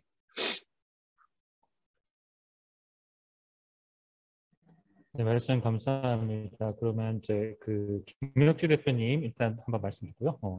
또 진행을 하도록 하겠습니다. 앞서서 말씀해 주셨던 내용 조금 이어갈 수도 있을 것 같기도 하거든요. 뒤에 이제 윤현석 대표님 주셨던 말씀의 답변도 이어가 보려고 하는데, 저희 회사가 원하는 건, 누구나 원하면 로컬 비즈니스를 창업하거나 하면 좋겠다. 할 수 있는 좋은 토대가 잘 공유되면 좋겠다라는 생각으로 비즈니스를 하고 있고요. 근데 재미있는 건 이제 저희는 외부에서 뭐 미디어 스타트업이나 컨텐츠 스타트업이라고 불리기는 하는데, 제 입장에서는 제가 어떤 미디어나 콘텐츠에 대한 뭐 교육을 받았거나 공부를 했던 건 아니라 미디어를 잘 이해하는 스타트업, 콘텐츠를 통해 조금 더 비즈니스 해보려는 스타트업에 가깝거든요. 아무래도 방점이 이제 저희는 회사에 조금 찍혀 있다. 이 정도 말씀을 좀 드릴 수 있을 것 같고요. 근데 그런 입장에서 조금 모순된 얘기이지만 자기 실현적 예언 같은 걸 저희는 좀 하고 있다고 생각해요. 그게 어떤 뜻이냐면 앞으로 로컬에서 많은 사람들이 새로운 삶을 살고 창업을 하면서 지속 가능성을 찾을 거다라고 미디어를 통해서 콘텐츠를 통해서 저희가 주장을 하기도 하지만 이걸 들고 취재하거나 또 비즈니스를 하기 위해서 수많은 사람들을 커넥트 하다 보면 실제 그 일을 저희가 하고 있기도 하더라고요. 그래서 이게 그 저널리즘이냐 뭐 액티비즘이냐 이렇게까지 저희가 어렵게 뭔가 생각해 본 적은 없지만 우리가 동시에 두 가지를 하나? 우리가 이래도 되나라는 고민 지점을 항상 들고 있기도 하고요. 저희가 이제 저널리즘의 방점을 찍은 회사는 아니니까 비즈니스를 잘하면 좋겠습니다. 비즈니스의 경향은 이렇습니다를 저희도 함께 실천하고 있다. 뭐 이 정도의 말씀을 드릴 수 있지 않을까. 그리고 윤현석 대표님이 말씀하신 이제 어떤 로컬의 고유성에 대한 얘기들이 있는데 플랫폼을 하면 예를 들면 사용자가 없으면 어떻게 할 거냐, 이게 좋은 플랫폼 역할을 할 수 있을 거냐에 대한 답변을 좀 드리자면 저희 입장에서는 어떤 뭐 로컬을 다 담는 플랫폼이다 이런 내용보다는 뭐 미디어 콘텐츠가 잘 유통될 수 있는 플랫폼을 지향합니다. 뉴스가 조금 더 많은 사람들을 통해서 알려지고 또 새로운 시도들을 할 수 있는 새로운 케이스들을 많이 알릴 수 있는 그런 미디어가 되면 좋겠습니다 정도의 답변을 좀 드릴 수 있을 것 같고요. 저희가 새로 만들어가는 웹사이트는 이제 로컬도 이제는 어떤 테크가 아니더라도 면대면 컨텐츠를 가지고 고유성을 가지고 투자받는 시대가 왔으니까 그런 소식들을 좀 빨리 모아서 이제 많은 분들에게 희망을 보여줄 수 있도록 전달하면 좋겠다. 그런 목적으로 좀 만들고 있습니다.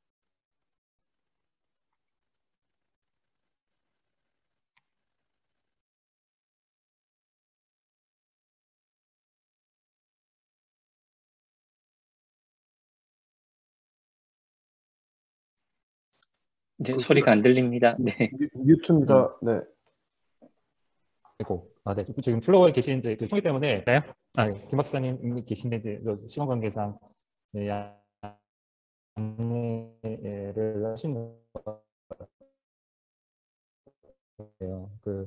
그러면 저희가 이제 그 질의응답 하실 내용이 있으신가요, 혹시? 네, 저기 뭐 예를 들어서 시간 관계상 또 역시 다들 또 자제하시는 것 같은데, 그러면 저희 사실 뭐 오늘만 날이 아니고 다 앞으로도 여러 기회가 있을 거라고 생각합니다. 저는 사실 이게 어떤 참여, 또 공통 키워드가 어떤 참여를 기반으로 한 커뮤니티 빌딩을 하시는 분들이 모이신 것 같아요. 그리고 오는 사람들의 커뮤니티 빌딩하는 자리였기를 한번 기대를 해봅니다. 다시 커뮤니티 빌딩 하시는 분들의 커뮤니티 빌더들의 커뮤니티 빌딩하는 자리였기를 이제 한번 소망을 해봅니다. 말장난한 거죠, 뭐.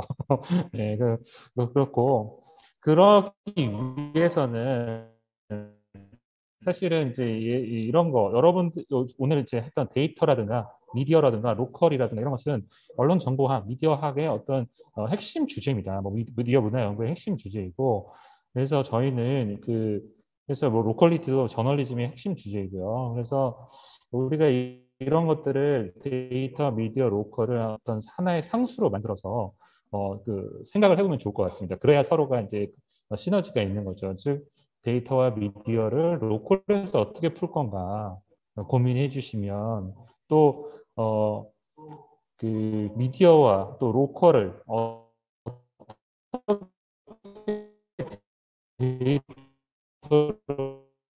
풀 것인가, 김혁주 대표님이든 이제 저를 미디어 또 어떻게 풀 것인지 이런 것들 뭐 구글에서도 고민해 주시고 이제 해주시지 않습니까? 그래서 권호연 대표님도 많이 도움 주시고 또 조수담 대표님도 도움 주시고 구글에서도 도움